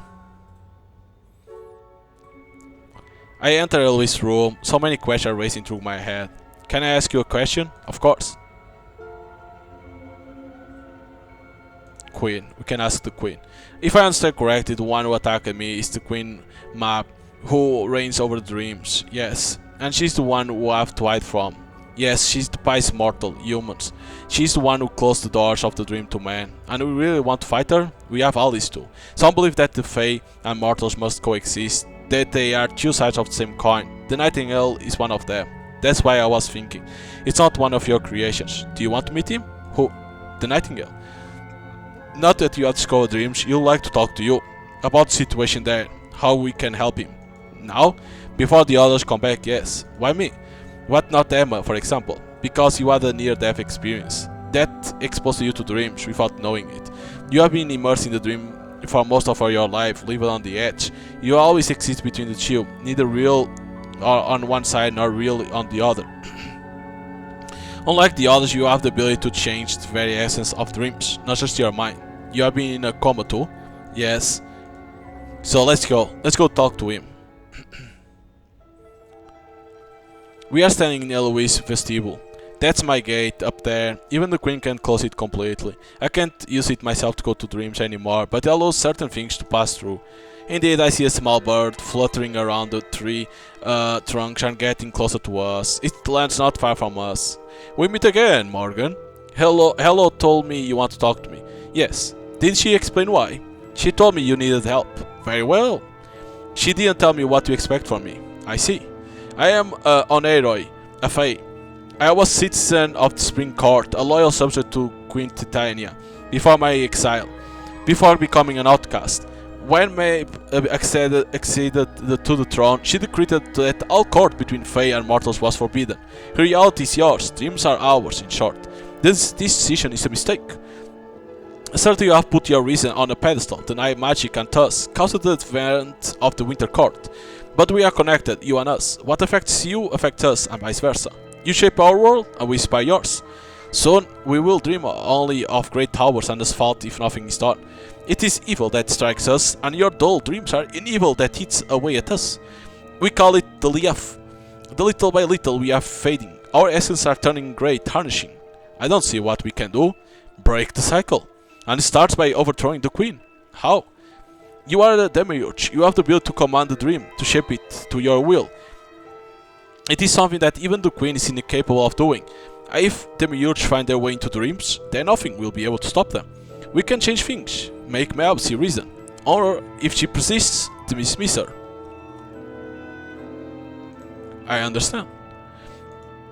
The question is simple, is dreams worth saving? I'm not asking for an answer right away, but think about it. The future of our two worlds depends on it. And you agree with that, Elo? Have you seen the state the world is in? If we had a chance to change things, don't you think we should have at least try? If you allow the fate to inspire humans again, don't you think it will be more beautiful? Do the others know? No. It concerns us, not the others. You've already made your choice, you are convinced. Yes. If we change the dream, we change reality. And if you change reality, you change the dream. An endless winter or the return of spring. That's the choice you have before you. I'm surprisingly alert when sleep leaves me. I turn to Eloise, who looks back at me with a hint of apprehension. You don't talk about it, okay? You don't think the others have the right to know? If it puts them in danger? It doesn't. And Theo knows. What does he say? That as long as our interests are common, then it doesn't bother him. Him and his fine words about sharing everything. It's only when it suits him, right? I'm the one who asked him. It concerns me, not the others. Please, don't tell them anything. I promise I'll talk to them. Just give me some time. His eye... her eyes have become imploring. I detect a hint of panic. Healed? Okay, but don't wait too long there. Yes, do you really want to overthrow this queen? I think we should at least try. You heard what he said, dreams are dying, reality too. We can't just stand there and not do nothing. It's dangerous. It's a risk we have to take. I won't be able to look at myself in the mirror if I don't do something. Compassionate, support. I really want to help you, you know. I was just having a hard time getting used to the idea that these beings exist, so taking their word for it, maybe it's a little bit early for me. I understand that you have doubts, I had them too. It might not seem like it at first, but you are stubborn. Is that wrong? It's like nothing can make you deviate from your goal, as if you had a mission. I would like to have that too. It's ingrained in me, the certainty that this is what must be done. If I went against it, it will be like distorting who I am. Hello suddenly stands up. She stands in front of me and holds out her hand. Would you like to come with me? Where are we going? You'll see. She leads me to the front door and opens it a crack. Would you like to go wait for me in the street? Don't you think you already made enough effort for today? I insist. I stare at her with a hint of appreciation. But there is so much resolve in her face. I nod and go out while continuing to observe her. She exhales deeply to calm down. Her hand moves nervously and she trembles like a leaf. I stand in the middle of the street. The wait seems to last an eternity, but I suddenly see her come out of the squad with a shaky step, then go through the entrance gate as if she were walking on eggs. Step by step, she looks me straight in the eye and I look back at her. She clings to it like a tightrope walker walking on a wire. I can't help but have a lump on my throat.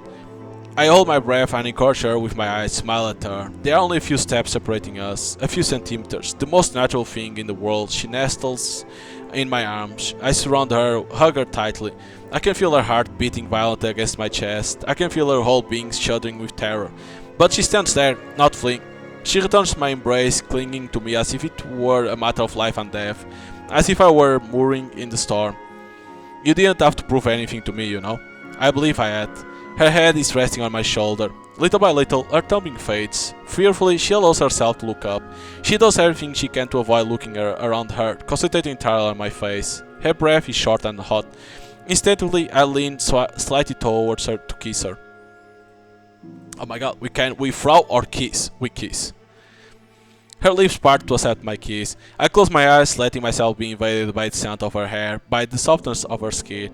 I have the impression that nothing exists around me anymore, that reality is fading away. And during these few moments, it doesn't matter. But little by little, sounds, the noise, all the impression of reality come back, tearing me away from this enchanted interlude. She looks at me attentively, watching for my reactions while smiling shyly. I smile back at her. Come on, I'll walk you home. It's back already, what the fuck? We barely move it. I walk her back to her room.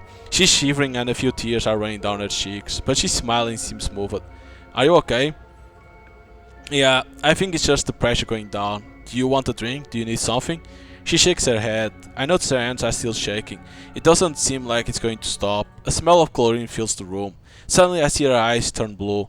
Her tears also take on a turquoise, almost fluorescent tint. What's happening to you? It looks like it's... She tries as best she can to wipe her tears, as if to hide them, but they continue to flow without interruption.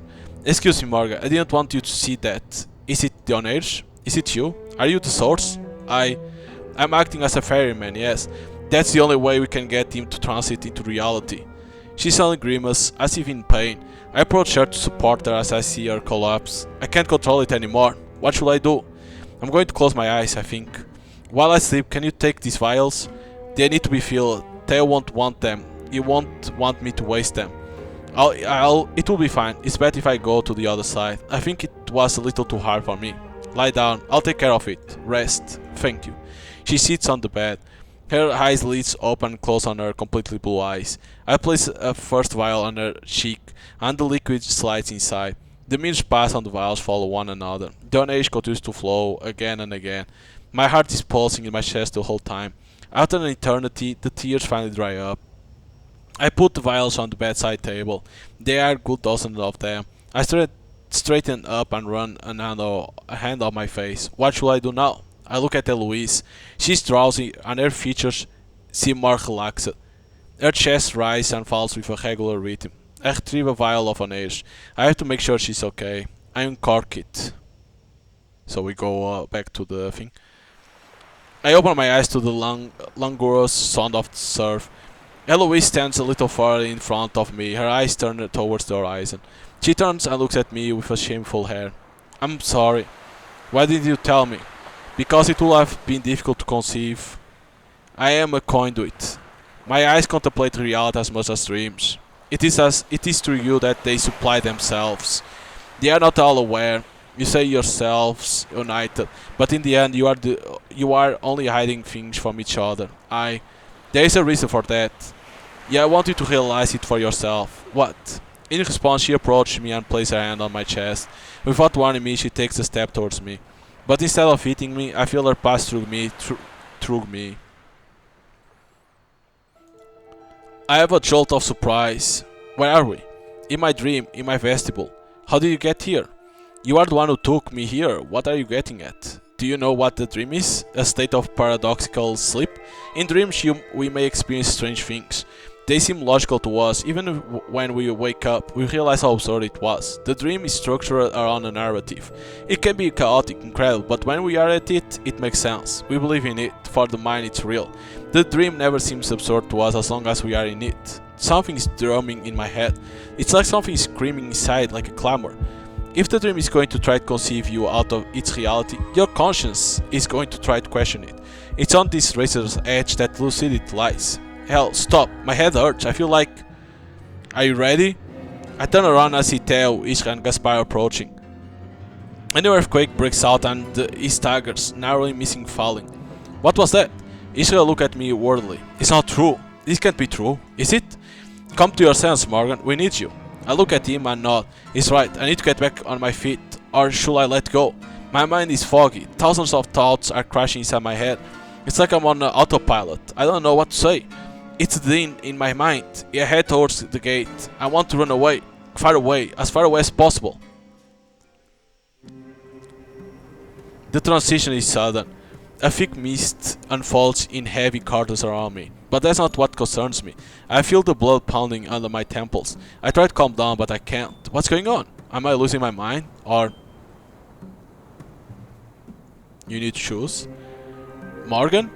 Where are the others? It's just you and me here. You realize that, right? That I've been dreaming since the very beginning? Yes.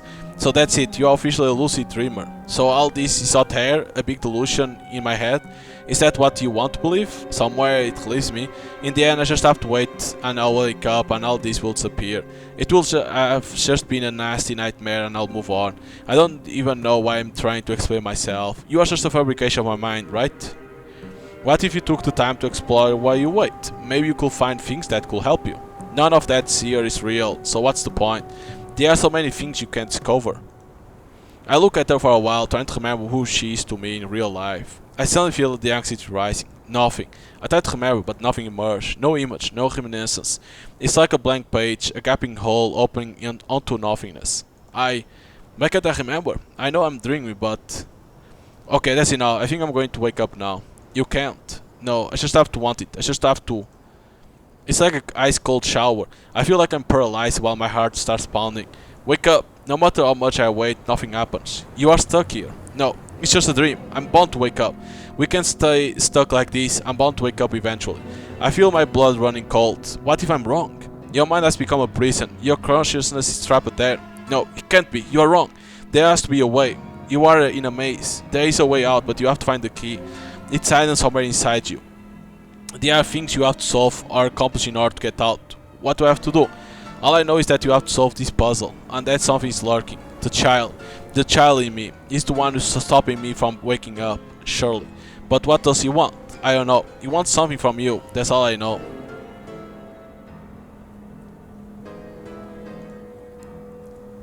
So I'm stuck here, is that it? And I have to take part in this farce if I want to get out of here. This is nonsense. I can help you get out. And who are you exactly, huh? A fantasy? A construct of my mind? You might just be here to confuse me. So why would I listen to you, huh? I want out of here. I want for it to stop, I know. But there is no other way. This is the path you have to follow if you want to get out of this impasse. I have the impression that around us the fog is dissipating slightly. I open my eyes to the sound of a shrill hiss. In front of us, the found train is revealed in a cloud of smoke and vapor. He gets off the locomotive and comes to meet us. I wondered how long we would have to wait. I wonder if you would honor your part of the deal. We nomads have the science of travel. Erebush, as promised. The Sagittarius are already in your hands, so everything is in order. Just curious, I don't have a reputation for being reliable. Weren't you afraid that I won't honor my commitments? For this fact, I assume that you will make an effort. You are intelligent and well informed, well advised. It is important to be able to count on those around you. Are you okay, Morgan? Yes. No, I'm not okay. I look at Eloise, who gives me a discreet nod. So what? I have to find out how to get out of here? Where the hell should I look? You are far from home, son of man. You are looking for answers, and you could bring them to me? Do you want me to read your cards? I'm listening, so choose one. The tower. Lightning has struck your home, your foundations are shaken, your roots blackened by fire. I had noticed. Turn your eye toward the broken tower, explore the ruins. It is there in the rubble that you'll find yourself. Ha! What do you say about my proud ship, young maker? A ship? It looks more like a train. Right away, there it is, spurging and mocking. Today wheels may have replaced in its thin sails, but I assure you, it will take us far from here to muster in place. Why? What is happening here? Oblivion is the evil that eats away at us, hollows our cheeks and our dark circles. Little by little, the Leaf disfigures, makes our fingers less agile, our voice duller. Oblivion? Am I contaminated too? Is that why? What is it? A cruel affliction, a torture, and a torment. You have forgotten, as the seasons go by, that you were the remedy, the balm, and the ointment. Is it the fault of man? We feed on your dreams and your faith. The world you build is gloomy and grey. I don't see what we could do. Some say the solution is clear as the water of the stream. Sail towards your slope, pour our verses again. I don't. Wait, that faith turn to the world of man? To sow the seeds of wonder on your barren lands. To enchant them with our presence and make them less hostile. Stop watering this mart with your ideas, Abkan. Do I need to remind you that these are heretical words? Our queen persists in wanting this impulse that leads to the abyss. I do not like the way she oppresses us, and I hope to find you in a more gracious dismissal. I do not prevent you from expressing your opinions, minstrel. I simply urge you to be more prudent. Do you not think that the time of the measure should be revoked in the face of such wear and tear? What I believe or do not believe is unimportant. It's only a question of keeping you alive until you reach your destination. The queen, she does nothing to save you. She persists in preserving the status quo. Only the nightingale. What is he trying to do? He's a dissident. You should forget what I say. For your own good, mortal.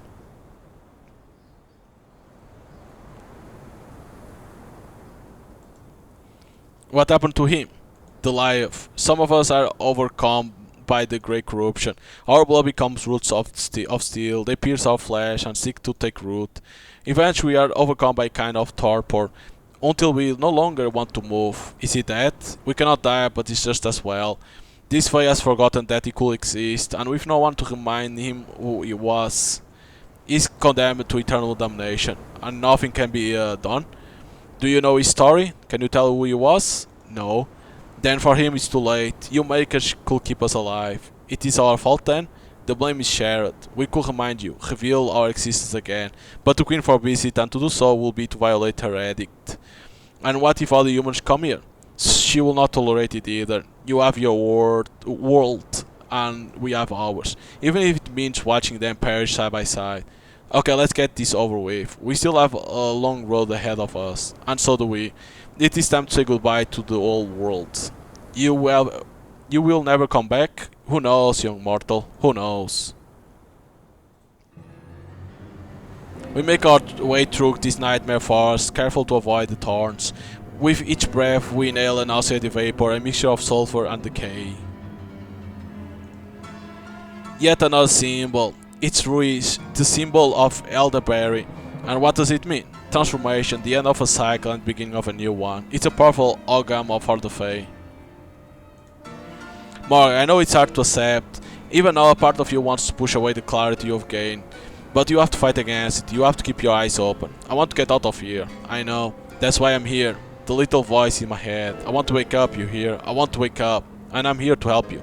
And what should I do? Keep acting? Like nothing's happening? What if I destroy everything, huh? You feel like your mind is playing tricks on you, but it's not. It's trying to send you clues. We have to cipher all this. Everything here is a sign and symbols. Nothing is clear. You have a part of you that wants to see the truth and another that wants to keep it quiet. I'm afraid of what I'm going to find. It will be like opening Pandora's box, but you have to do it. This story ended badly. But you know what's at the bottom, right? Hope. Hope to make peace with yourself.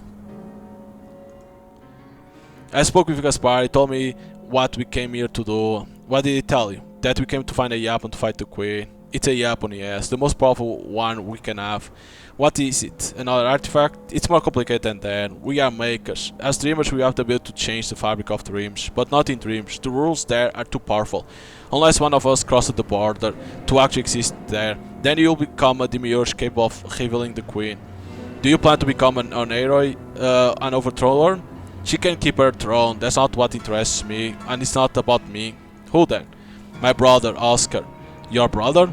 He's trapped inside the dream, I want to free him. So is there a way out? Yes, by making an exchange. How does it work? He'll have to drink nectar, the one we got from Kair Esper. Then Faye will have to drink his blood, and in return Oscar will have to drink the Onerois. They will swap places. You are going to allow Faye to incarnate, and your body is going to become a creature of dreams? It's to save him. Compassionate. So that's why. Do you find it selfish? No. I don't know what happened to him, or even if his spirit survived, but I have to try, you understand? I would do the same thing if I were you. I can't stand the idea that he's stuck between life and death. Does that mean if Faye agrees to go the other way? Yes. The Nightingale found us a volunteer. He's going to use this Yapon to overthrow the Queen. Good for him, it's none of my business. Whether she or he is on the throne, what does it matter to us? That's their business, I don't care. I watch him, I understand that nothing will change his mind. Theo pushed aside a branch, taking care of not to cut himself as he passed. Here we are.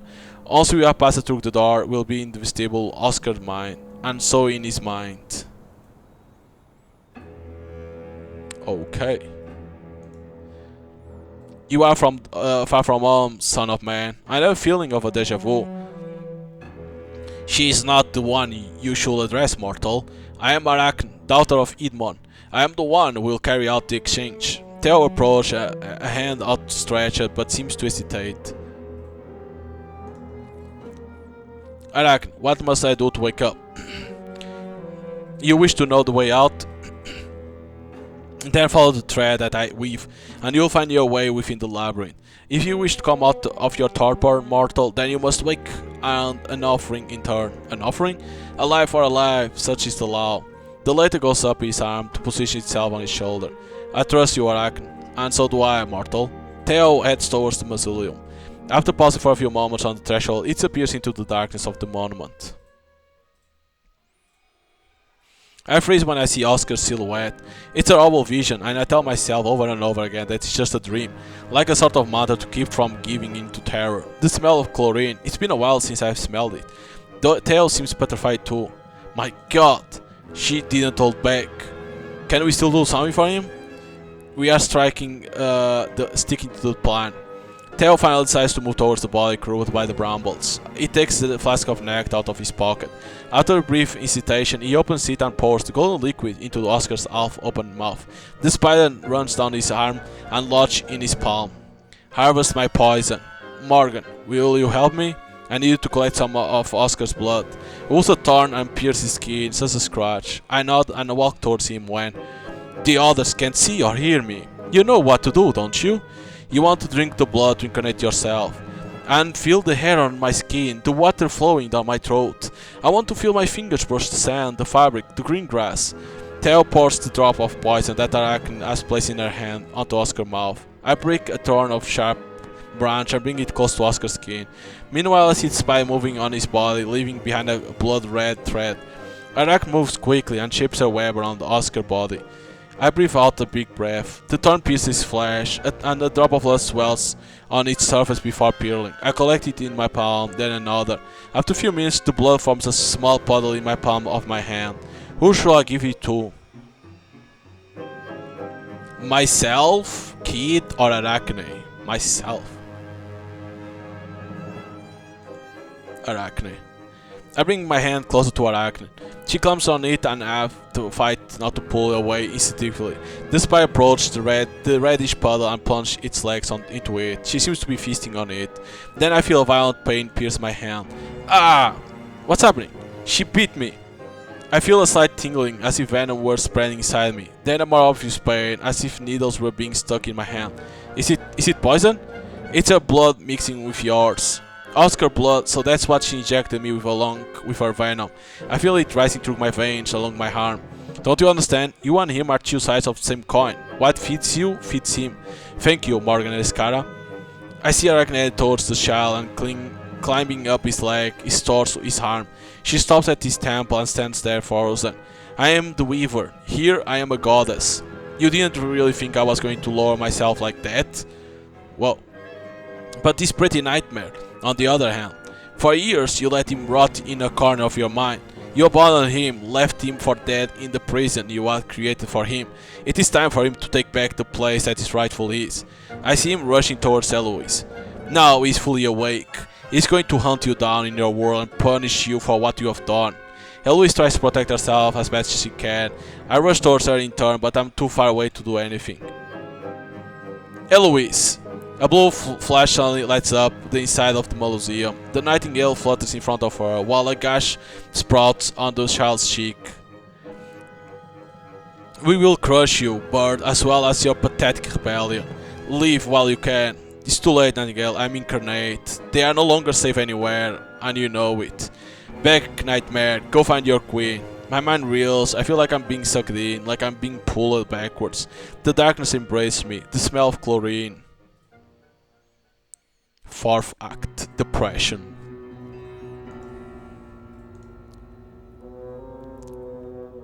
That even if everything seems familiar and so real, I'm still in my dream. Tail sits up too. His eyes are wide and he's livid. His face is a mask of pain. No, no, no, no, no, no. Why? Why did you do that, Morgan? It was a trap. We fell into a trap. I have to go see him. I have to make sure he suddenly grabs his coat and runs towards the exit. It's like he's in a trance. Isla watched me. She also has a defeated look. I should have guessed the queen all this time. She fed the dark side of you. She shaped him to be our enemy. It's worse than that. She transformed him into a nightmare. What are we talking about? She made him a monster whose only goal is to destroy us. And what? What does that mean? The queen gave him a way to reach us here. Through Morgan? Here, in reality? We are no longer safe anywhere. You couldn't be more right. I feel it before I even see it. It's like a shiver runs up my spine and knots my stomach. It seems to emerge from a corner of the room, as if he had always been there. You won't escape me? You can run away as much as you want. I'll track you down, I'll find you, and you'll regret having dared to defy his wrath.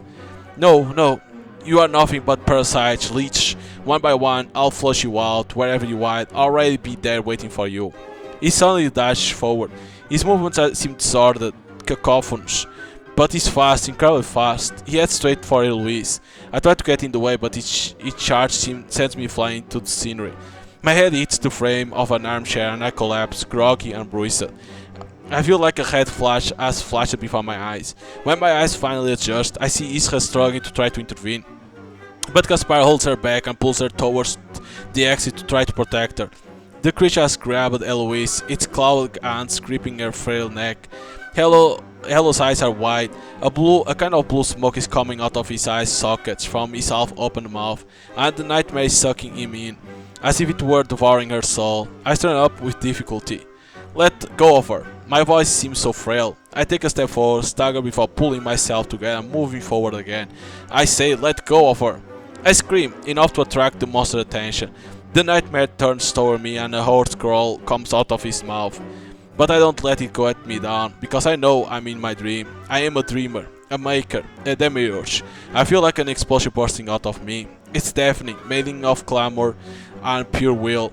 I see the nightmare being swept away like a simple smoke, like a shadow banished by the light. Eloise collapsed and I rush to catch her. Everything's fine, I'm here. Everything's fine, Elo. So wake up, please wake up.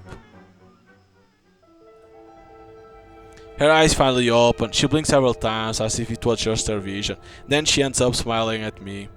Is she okay? I think so. Yes, I'm okay. I feel weak, but I'll be okay. What did you do, Morgan? How is that possible? Talk about it. We are still in a dream. Don't ask me how I know, but believe me, it's the truth. It's not reality.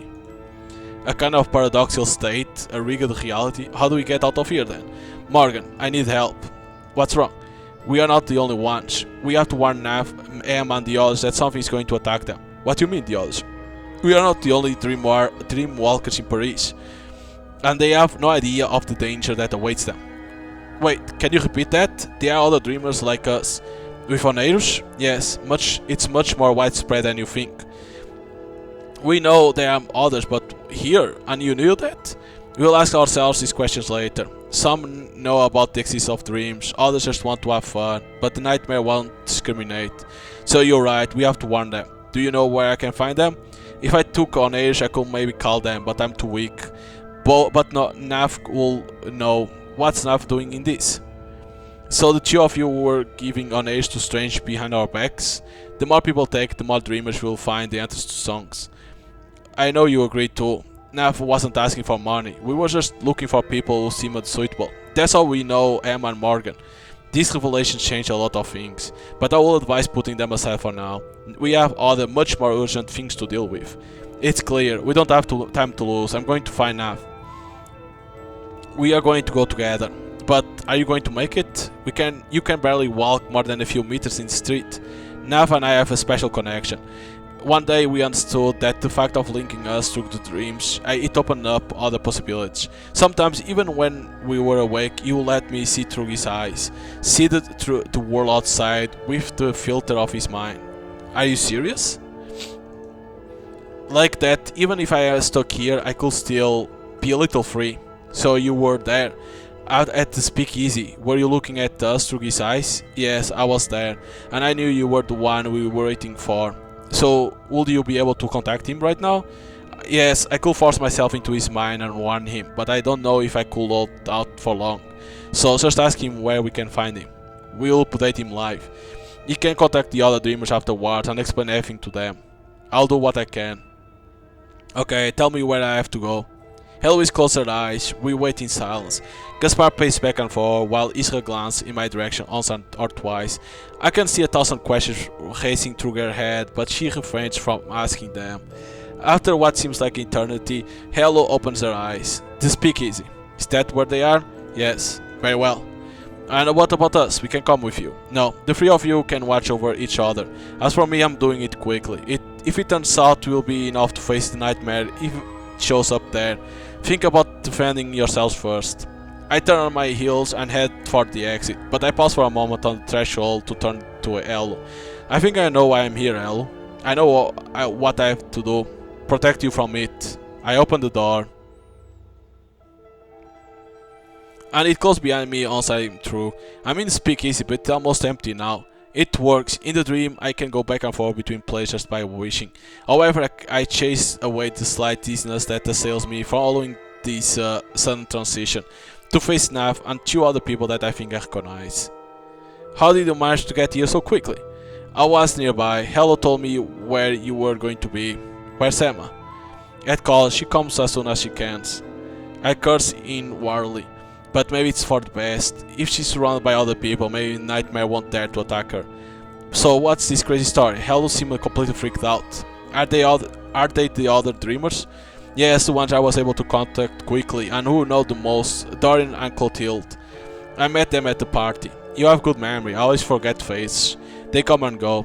Did you tell them what it was about? If Dorian doesn't seem to know why he's here yet, Clotilde is watching me with fierce intensity.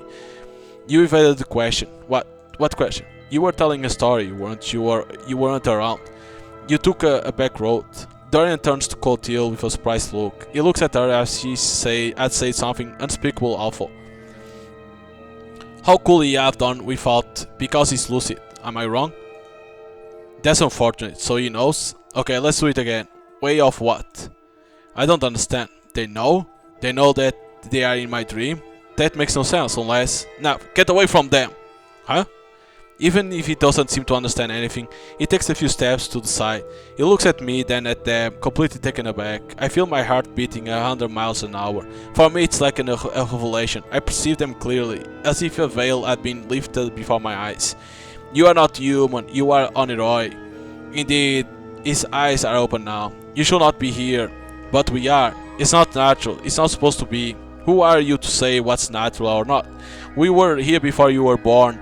We come from the depths of time. We have already walked your world when it was still young and noisy.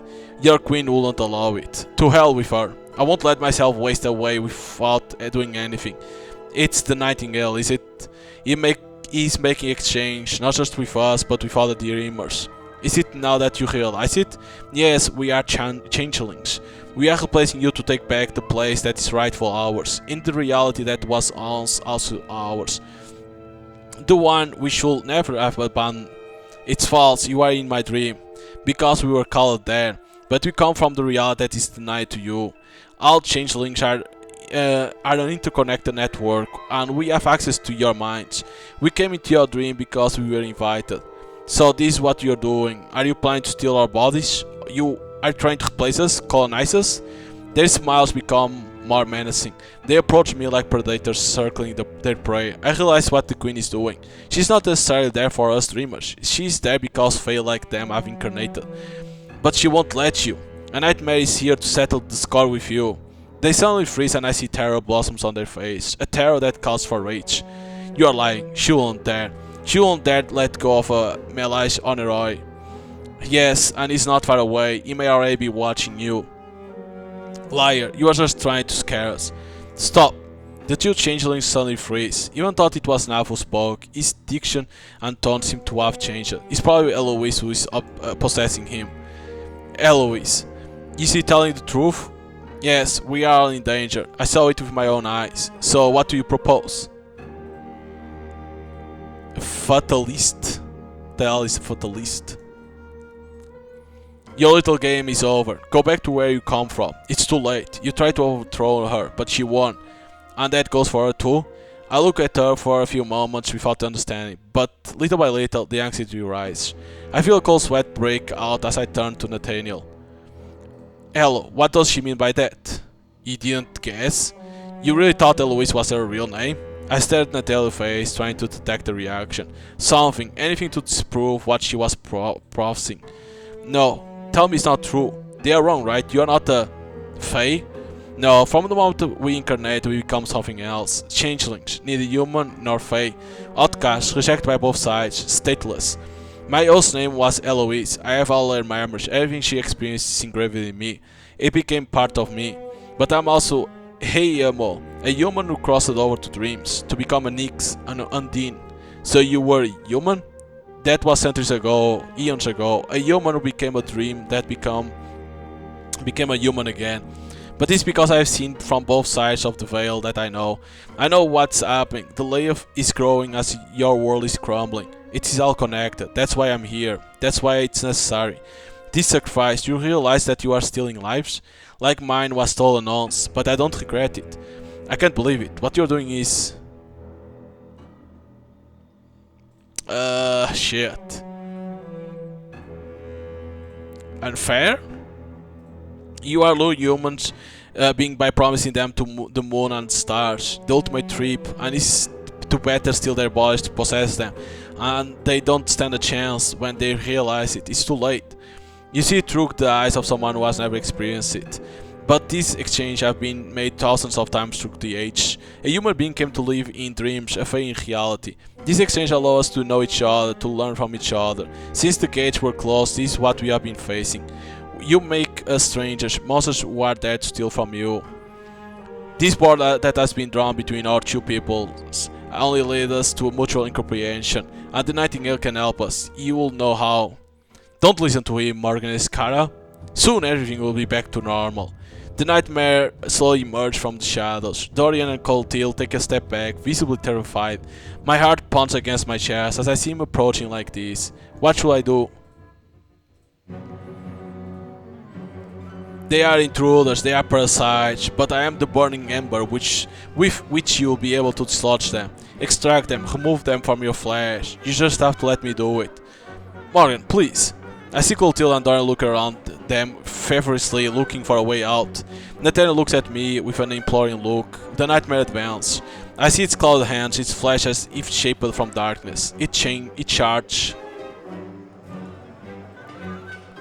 I step in front of the nightmare. It tries to go around me, but I move aside to block its passage. You think I will hesitate to go through you? What are you waiting for? Dorian and Clotilde don't need to be asked twice. I see them run away and get out in a hurry. It's only a matter of time. They can't escape me. Why are you protect them, Morgan? They cling to you like a tick to a host. Through them, the disease spreads, propagates. I won't let you do it. Elo, please go. No, I won't let you. Elo. Too bad for you. The thing rushed at her, trying to overtake me from the side, but I grab it and put all my weight on it. We both fall to the ground and I concentrate all my will on it to dispel it. Disappear! I fall limply to the ground while the nightmare unravels and dissolves into the air. I stay there, staring at the concrete floor, panting. Are you okay? This is not enough. I have to find a way to make him go away once and for all. Maybe the Nightingale could help us. And you think I'm going to trust him after all this? It's all because of you. We don't have a choice. Time is running out. For humans and for the Fae. Do you understand, Morgan? If we don't act, it's not just a few individuals, but our two worlds and all those who live in them who will be affected. I know that what I'm asking of you is an act of faith. I'm just asking you to have a little faith in me. Faith. I want to have faith. You can, you know. I don't want to hurt you. I know. Let's go there. Let's go to your hall. I am on my guard. As soon as the shit takes place, I look around fervently. Eloise is there, slightly anxious, but no sign of the nightmare. I sigh in relief. There's no one here but us. You are wrong, Morgan Escara. You are not entirely alone. It emerged from behind the lamppost. Despite its changed appearance, there's no doubt it is indeed Nightingale. You know why you are here. The Queen committed the unspeakable. She has shaped a nightmare, a malicious Oneroi. We are in danger. Yes, and against which I can do little. I'm not sure I agree with what you are doing, but now what I want to know is how to defeat him, how to make him disappear. He is your reflection, Morgan Escara. You can break free from your own reflection. Does that mean we can't do anything? Yes, prevail. The question is who will take the upper hand, him or you? So what should I do? Get to the bottom of things. Are you talking about my vestibule? No. So where is he hiding? An exchange was made. One soul passed through while another passed. Suddenly the light dawns. When the nightmare incarnated, he did so in. Oscar. You are talking about Oscar. I inwardly castigate myself. Why didn't I think of that sooner? The child incarnated in him, in Oscar. If you must defeat Nightmare, it is there that you must go and find him, where he is. I was fully deceived. May the spinner be my vengeance. What am I up against? The Queen used to what was present in your world that opposed you. So she nurtured him to make him her soldier, her emissary. He is bound to her now. What can I do against him? Listen to me, son of man. She used what was hidden deep within you to give him body, the child. And now he's incarnating simulacrum of reality that you have created for yourself. Do you know what that means? That he can reach us. And what else? All of a sudden I understand. If he is incarnate, then he is subject to the same rule as us. That he is subject to the laws of my mind. That he can be killed. Yes. If he now has the possibility of reaching you, he has gained a fatal weakness. He is real and therefore vulnerable. He has become mortal. So if Oscar, you have to convince him, Morgan. Convince Theo to let him go. To say goodbye. It's the only way. Theo will never want to. You have no choice now. Question. What is your goal in the end? Is it a plan to conquer reality? Is that it? You have seen what awaits us. You have seen the wrath of Leof. Can you blame us for trying to survive? Our world is dying, as yours is dying. Me and some others have decided to do something. Do you think it's easy to leave our lands? To exile ourselves here, in this reality that is so foreign to us? It's heartbreaking. But we have no choice. What do the prohibitions matter? What do the laws matter? It's a question of mutual survival. You may think we are evil, when in the end, we are the solution. I just want to wake up, Nightingale. Others will listen to me if you do not. Remember, Morgan, we are no strangers. We are two sides of the same coin. I turn away. All this is beyond me. All this doesn't concern me.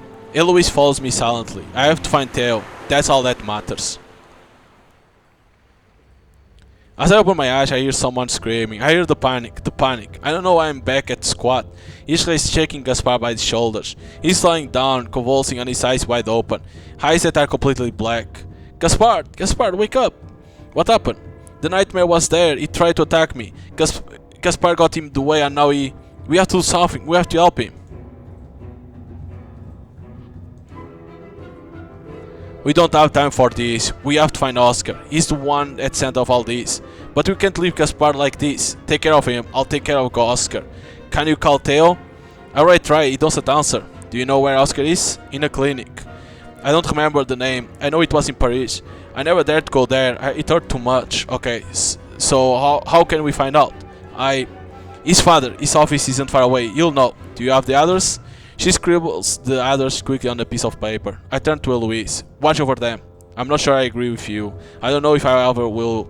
All I know is that right now they need to be protected. So protect them. Do what you have to do. I turn away and look at the others she wrote down. I look at the door in front of me. Angerman and Associate. I knock once and then I go in. What are you doing here? I already told you not to show up here unannounced. My mind is playing tricks on me.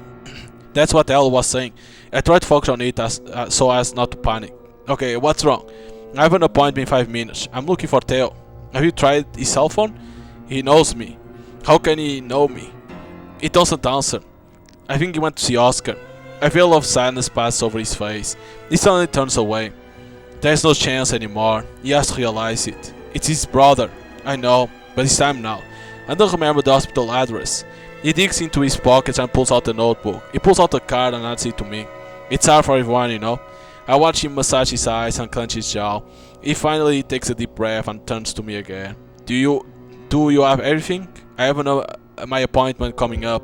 I nod while my heart pounds against my chest. My head is spinning. I go downstairs with difficulty. It's as if I let weight that settled on my shoulders. I push open the front door of the building. Oscar Agerman. That's the name I gave at the reception. They told me the floor and the room number without asking me any more questions. The swing door closed behind me. The corridors follow one another, white and grey. The numbers tick away one by one. I approach. That's when I see him, at the turn of the corridor, sitting on the ground with his head between his arms. Theo! I approach him, my heart beating. I put a hand on his shoulder. He then collapses like a disjointed puppet. He slides limply along the wall until his head rests on the ground, almost delicately, as if he were going to fall asleep. Except what his eyes are completely black and oily. I step back abruptly. I try to calm myself down, to silence the fear that invades me. The nightmare, it was there. It reached him before me. I have to get him out of here. I grab my vial of Vanage and pour a drop into his eyes before sitting down next to him. Then I raise it above my own eyes.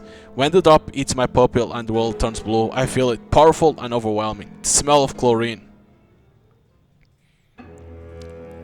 Theo is at the edge of the pool. He stares at a body that is floating on the surface inert. I can only see its back buffeted by the water.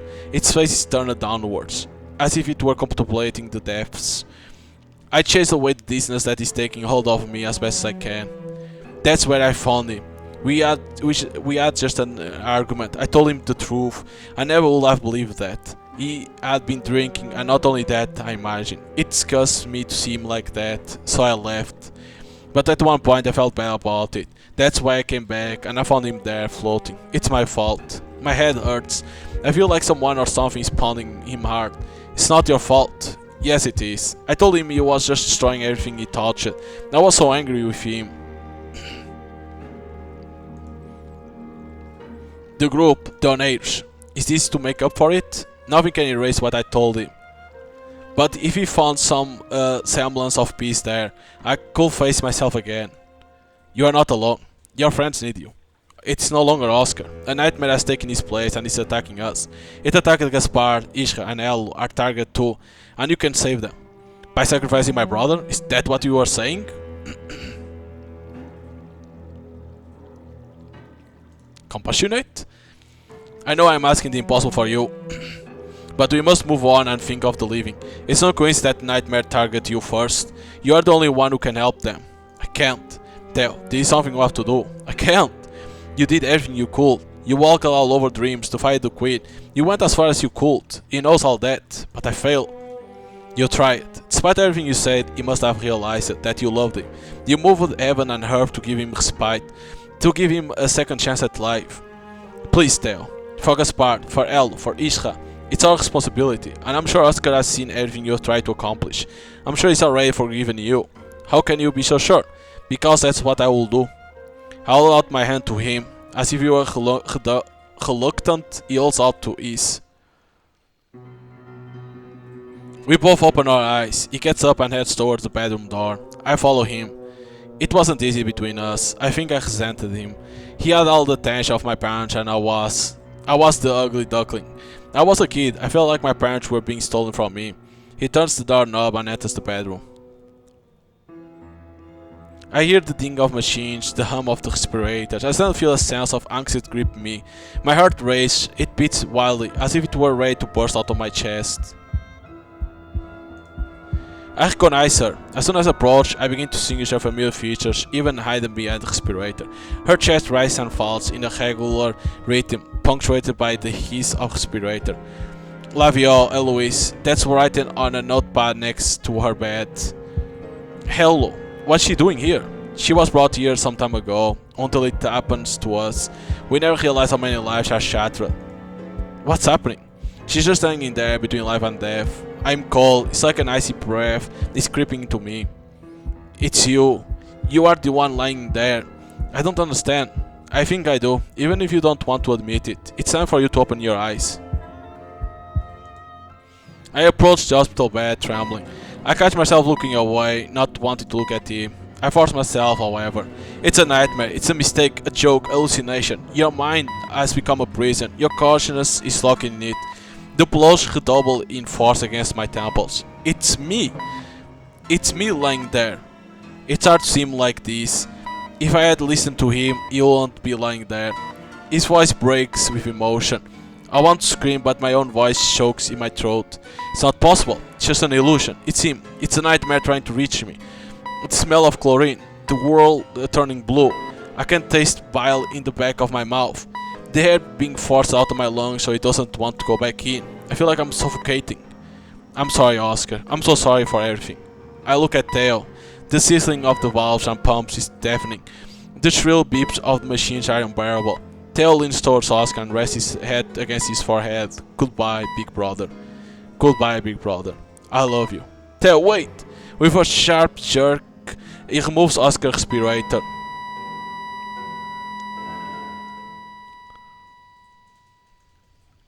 The world turns blue. I'm looking at the bottom of the pool while my hair dances on the periphery of my vision. The alternation of white and black stripes, a few clouds of bubbles. Everything is bathed in a bluish glow. I feel the water inflating my lungs. The smell of chlorine. Oh. I look at the horizon. Heavy clouds crush an ice-colored sea. The wind blows, lifting streamers of sand on the beach. They move undulating from the dunes to slide towards the sea. Do you know what Morgan means? Born from the sea. You were born from the waters when Oscar fell asleep there. When he tried to end his life by drowning himself in the pool. So I'm just a dream? She nods. In the distance the children continue to play as if nothing had happened. It's as if they don't see the sandcastles collapsing under the blow of the gusts. It's Oscar who is dreaming of himself. So over there, it's a memory, is that it? Emma, Theo and Oscar playing. Dreams on Eros. All that was just lies? You have only scratched the surface, Morgan. Even when we are awake, the true nature of reality is hidden from us. Our senses only give us what we need to live. Our perception is so limited. Proclaim. But I exist. I remember. I know who I am. Our mind generates the world as much as it perceives it. In the same way through the thousands and those and defining moments that have marked our lives. We create ourselves every day, every second.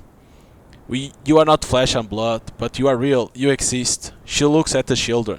One of them turned to us and looked at us. Eloise waved at him and he waved back. I think he's waiting for you. You should go join him. Fear. He's a nightmare. What if he's here to kill me, to devour me? It's up to you to decide what it will be, Morgan. A bad dream that wants to harm you and that you have to defeat, or what you are supposed to save. That choice is yours. I know she's right. I know it. I look at her one last time for a long time. I don't even know who you are. Only the one who pulled you out of the water. I approach the child. He stands still, his eyes turned toward me. I stop a few meters from him. Your name is Oscar. Yes. Are you the one dreaming? No, I'm not that Oscar. I'm the one he rejected many years ago, before he was adopted, before he denied his name, before he abandoned his parents. And what about me? You came out of the water. You were shaped for one reason only, to decide. What will you do with me and what will you do with him? What should I do? Remember. I turn to Eloise. She looks back at me, running a hand through her wind-blown hair. You are wrong. You are in the past and I'm nothing. What important is her.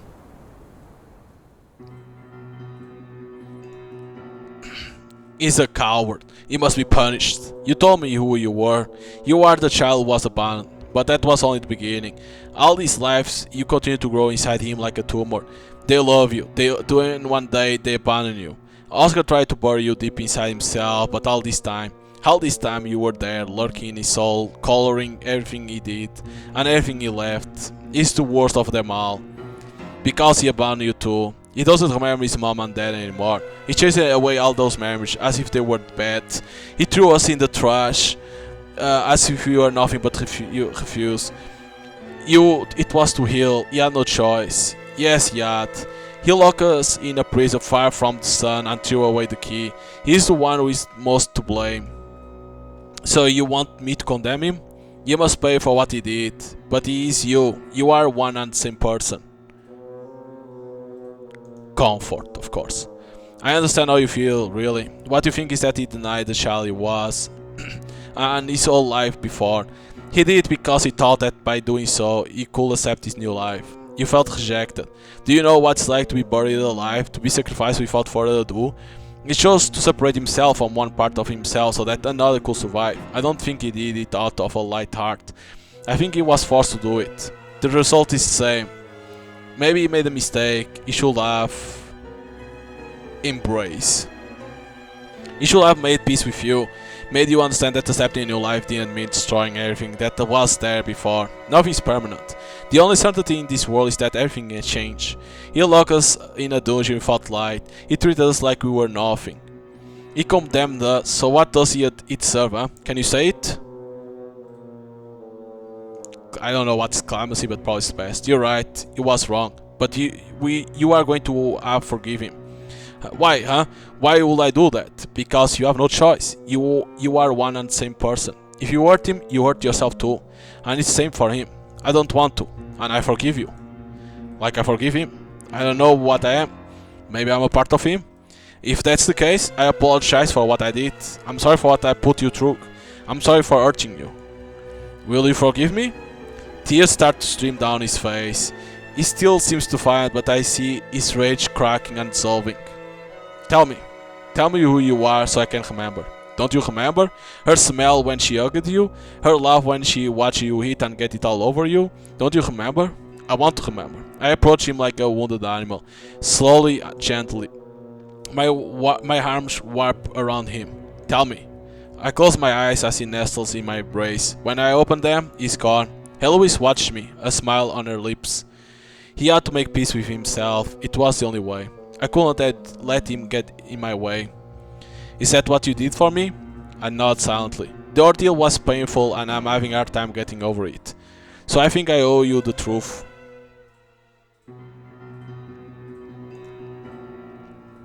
I'm lying here in the same room as you. You and we are both stuck, waiting to wake up or to be freed.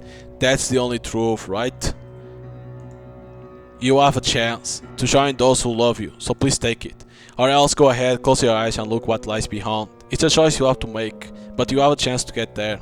And you two are suspended between life and death. For me, it's different. There are monsters out there that are worse than any the Queen could unleash on us. My only way out is to return to dreams.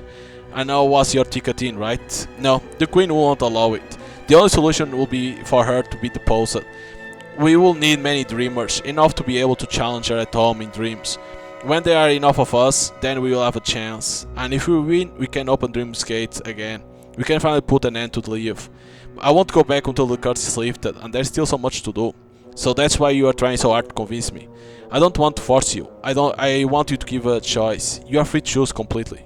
You want to wake up, don't you? In any case, I won't leave until I know you. I'm sure I can help you. Maybe we could do it together? It's too late for me. There's nothing waiting for me. Nothing worth waking up for. How can you say that? You probably have people who are worrying a lot. People want you to open your eyes. No, I'll better off that. I forbid you to say that. Do you want me to tell you what I've been through, what I've endured? Yes. You say that now, but I assure you, you really don't want to.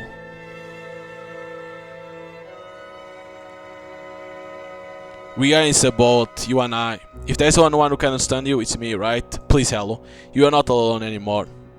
You don't realize how hard it is. Please. What you want to know, huh? That it had to become too hard to live? That I swallowed I don't know how many pills before lying down in the bathtub? That I wanted to end it all? Why? Do you know what it feels when the people you trust the most betray you? That they tell you to stop saying stupid and horrible things? That they ask you why and don't want to believe you? What happened, hello?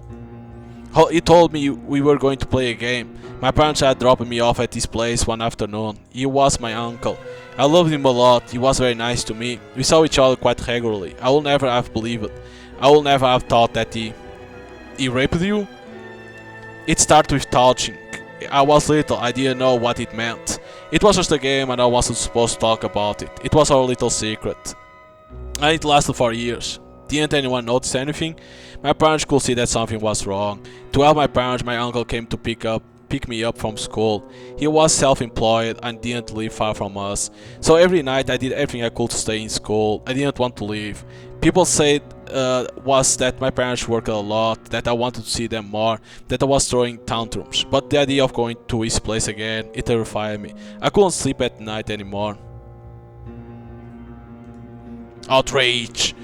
And nobody noticed. Your parents blind? Were your parents blind? I think they didn't want to believe it. It was too big. That kind of thing only happened to other people. Whatever was happening, it was my fault. Capricious, difficult child, violent towards others. No one saw, no one wanted to see. It lasted until I was 14, when for the first time I dared to say no. I didn't continue after that. I think he suspected that I wouldn't have let him do it again. But even so, I didn't talk about it to anyone. I was ashamed of what he had done to me. I was ashamed of what I had allowed him to do. I wanted to throw up, scream, slash my wrists. But I didn't say anything. It took me age to speak up, to open up. To your parents? Yes. What did they say? That it was discussed to say things like that. That he had always been there for them. That it was just gossip from a teenager who was uncomfortable in her own skin. They didn't want to believe you? No.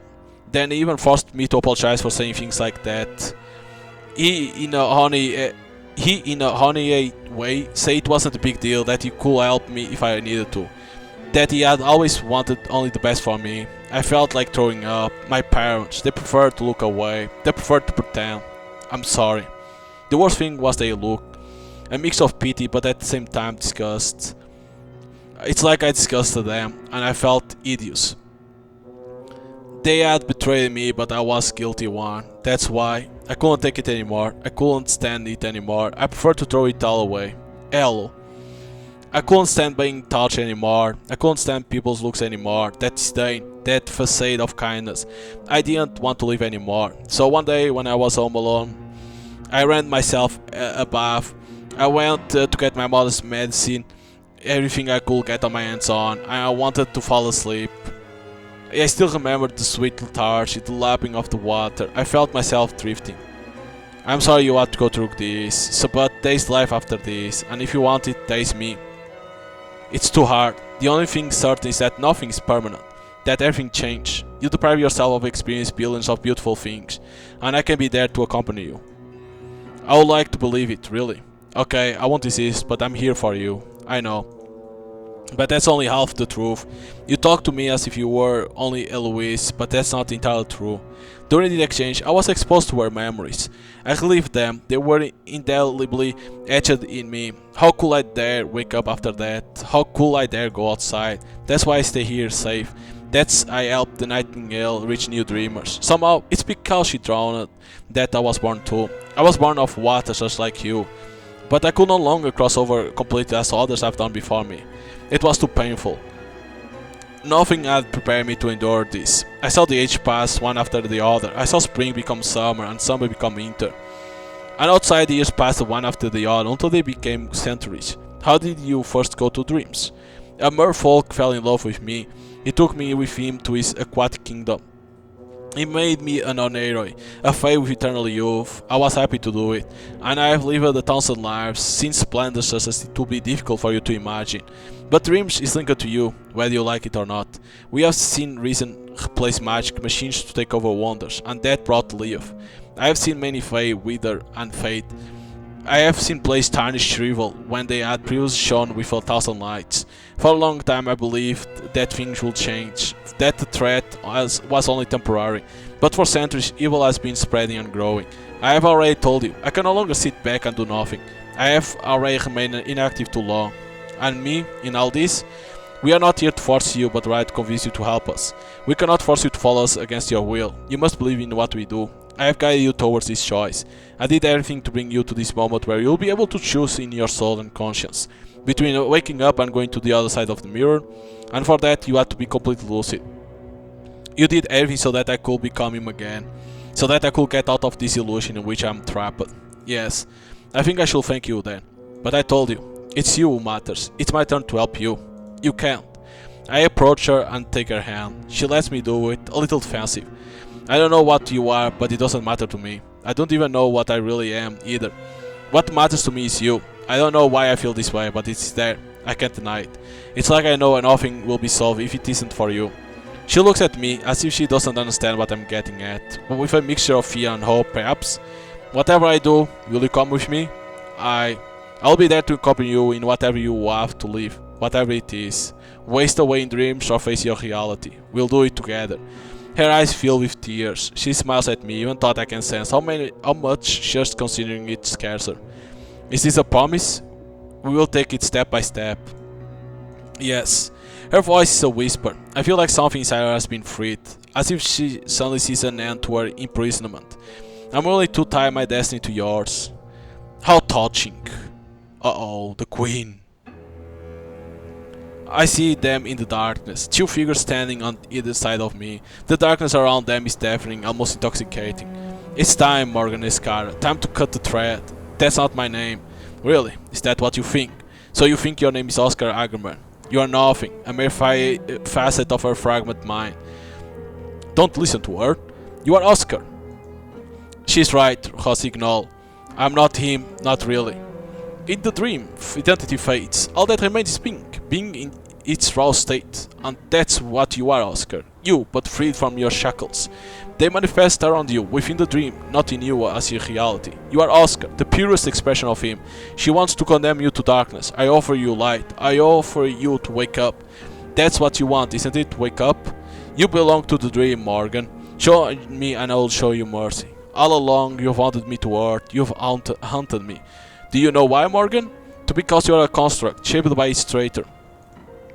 She took the fragments of Oscar's mind and made you from the ruins of his psyche. You were made from the threads of his dying memories, from his dreams. And because of that, that's what you are. A mere dream, and because of that, you are my subject.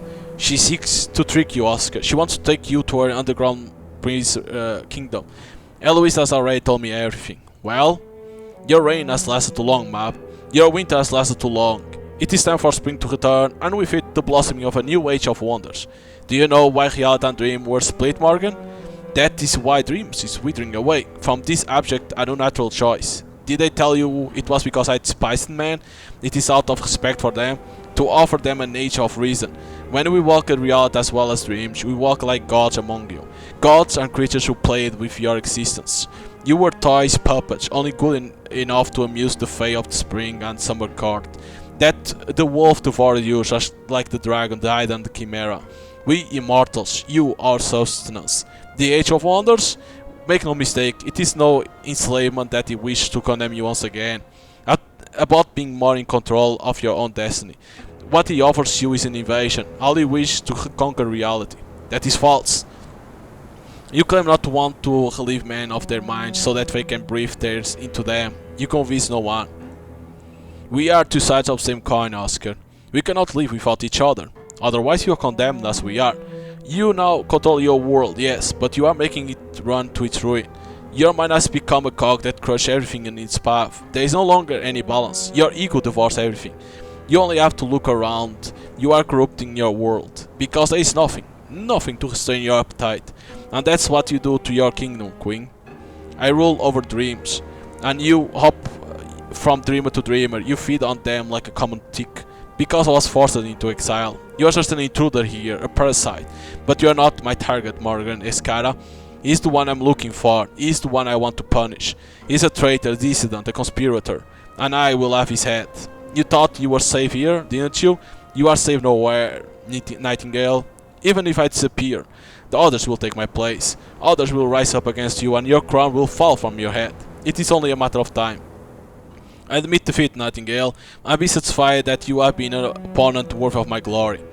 I may have failed today, but all is not yet lost. If it's not him, it will be others. One day there will be enough dreamers in dreams that will mark the end of your reign. Your threats will have like little substance when I deliver you to nothingness and oblivion. I find you very presumptuous, Mab. We are here in Oscar's mind. We are not in your kingdom. It is up to him to choose his destiny. If he decides to wake up, you will escape your hold, and I will be free to seek the safety of another mind. If he decides to follow me, then he will deliver you to me. All I have to do is tighten my grip around your throat to extinguish the flame of your discord. What's your choice, Morgan? Follow the Nightingale and remove him from my will? If so, I promise your legions of nightmares and sleepless nights. She is like you, Oscar, inflexible, arrogant, and merciless. She is the reflection of your madness. If you follow her, your existence in dreams will be short-lived. You will meet the same fate as me, and reality and dream will perish together. Nightingale. I simply want to wake up. I don't want to stay a prisoner here. And if what he says is true, then what will mean that you humans will also again be prey to my kind. Puppets hanging from the threads we weave. Is that what you want? I want to have a chance, to live and exist. I want to give it to him too. Her features are stained with fury. As she advances, her shrill howl seems to cleave the darkness around us. Oscar, here, you can fight her. We are in your dream and you are its master. I want to live. I feel my life flash before my eyes. All these images that I can't wait to find again. All these people that I can't wait to join. They fill me. And with it comes rage. The rage to exist. To push back the lethargy of sleep. The prison that it's torpor that has lasted too long. I am in my kingdom. This is my mind and the seat of my will. Winter has lasted too long. I understand what we are. Creators as well as destroyers. We are makers capable of shaping the world. Dreams feed on us. We are the ones who give them their power. And in this moment I take it back. I feel the fabric of the dream tearing as my will strikes. My will slashes her dress, bends the brambles, turns them to ash. The queen stares at me furiously, but I don't care anymore. I want her swept from my mind, carried away from me, out of me. I am a storm, and the furious winds pull at her clothes, grab her and whip her face. And in the maelstrom of my rage, she dissipates like a candle that is extinguished. You have succeeded. You have chased her away. And now? Now it's time for you to wake up, Oscar. A light appears in the darkness. As it lights me up blindly, I feel tingling in my body. Is that the reality that awaits me there? Yes. And you? I said I will follow you. Are you sure, Amol? That's not my name anymore, Rossignol. He smiles at her despite the mask that largely hides his face. I take her hand in mine. I know she's not like me, but my desire to give her happiness overrides everything. It's as if suddenly a shadow has been lifted, as if darkness has been chased away from me. I step forward. For a split second, I hesitate. I know how much I've changed. I'm not the one who fell asleep anymore. What if the queen was right? What if I disappear with the dawn? The light in front of me shines like the surface of a lake, as if I'm underwater and about to emerge. It's just a simple door. It's time for you to go home. Finally, I cross as if I were throwing myself into the water. Eloise continues to hold my hand. We both sink into the light. I don't know what awaits us. I don't know what's next. All I know is that it's an end and a beginning. But I don't worry, because on the other side there is... There is...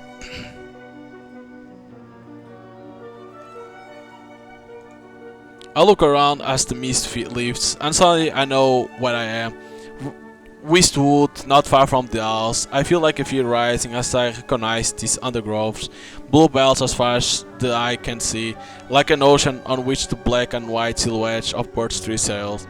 They look like ghosts wandering in the heart of the forest. Since I was little, I've been told that it was magical and full of mysteries and secrets. But we spent so much time here with my sister that I know every nook and cranny of it. If I go this way, I'll go back to Fox Grove through Mr. Green Fields. If I go in that direction, I'll end up in the grassy expanse of the moors. But even if everything seems familiar, I have the impression that there is something strange here. As if I shake my head and move forward through the tall grass. The ground is peaty, waterlogged from the rains of the day before. Everything seems so. I widen my eyes when I notice it. I am in a dream. I am walking through my memories. I start to look around with new eyes. Who is she? She looks like a queen from a fairy tale, but her presence seems to be surrounded by a cloak of darkness that fills my blood. I've always found birch trees stirring, always variegated black and white. I place my hand on the trunk, feeling its rough texture. It soon dissolves into evanescent smoke.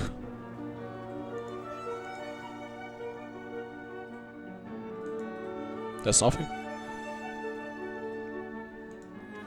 What could it be? It looks like an eye watching me without blinking. A shiver suddenly runs through me. Are someone spying on me? Hyacinths, one of my favorite flowers. Yet, when we were little, Mom always told us not to go near them. How could something so beautiful be so dangerous?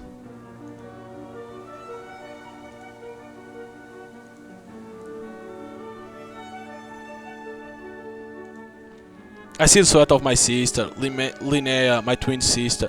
She seems to be looking around as if she had lost something. I move towards her, but the closer I get, the further she seems from me. I call out to her, but she doesn't seem to hear me. She's no longer there when I arrive where she was standing just a few moments ago, as if she had evaporated. I climb the ladder that leads to the cabin. I remember how long it took us to build it with Dad. So many weekends, a winter and a whole summer. My favorite place in the entire universe. From up there, you can almost see above the canopy. The clouds drifting slowly across the canvas of the sky. The branch creaking and hissing at the slightest breeze. I take a deep breath. I hear a small noise behind me. As I turn around, I see that a bird has landed on the railing. It looks back at me, visibly intrigued. You are very bold, I must say. Do you know where you are, Hoss Landvik? I almost take a step back in shock before changing my mind. I'm in a dream. Exactly. And do you know what I'm doing here? I shake my head, taken aback. Around me the world vibrates and rocks. You are waking up. I have little time. My name is Nightingale. Come find me next time you become lucid in your dream. Lucid? Yes, when the fog clears in your mind again, and you know where you are again. I will take you to discover wonders that you don't even suspect exist. So basically now there will be another person that will go back to the dreams, and the Nightingale will try to help.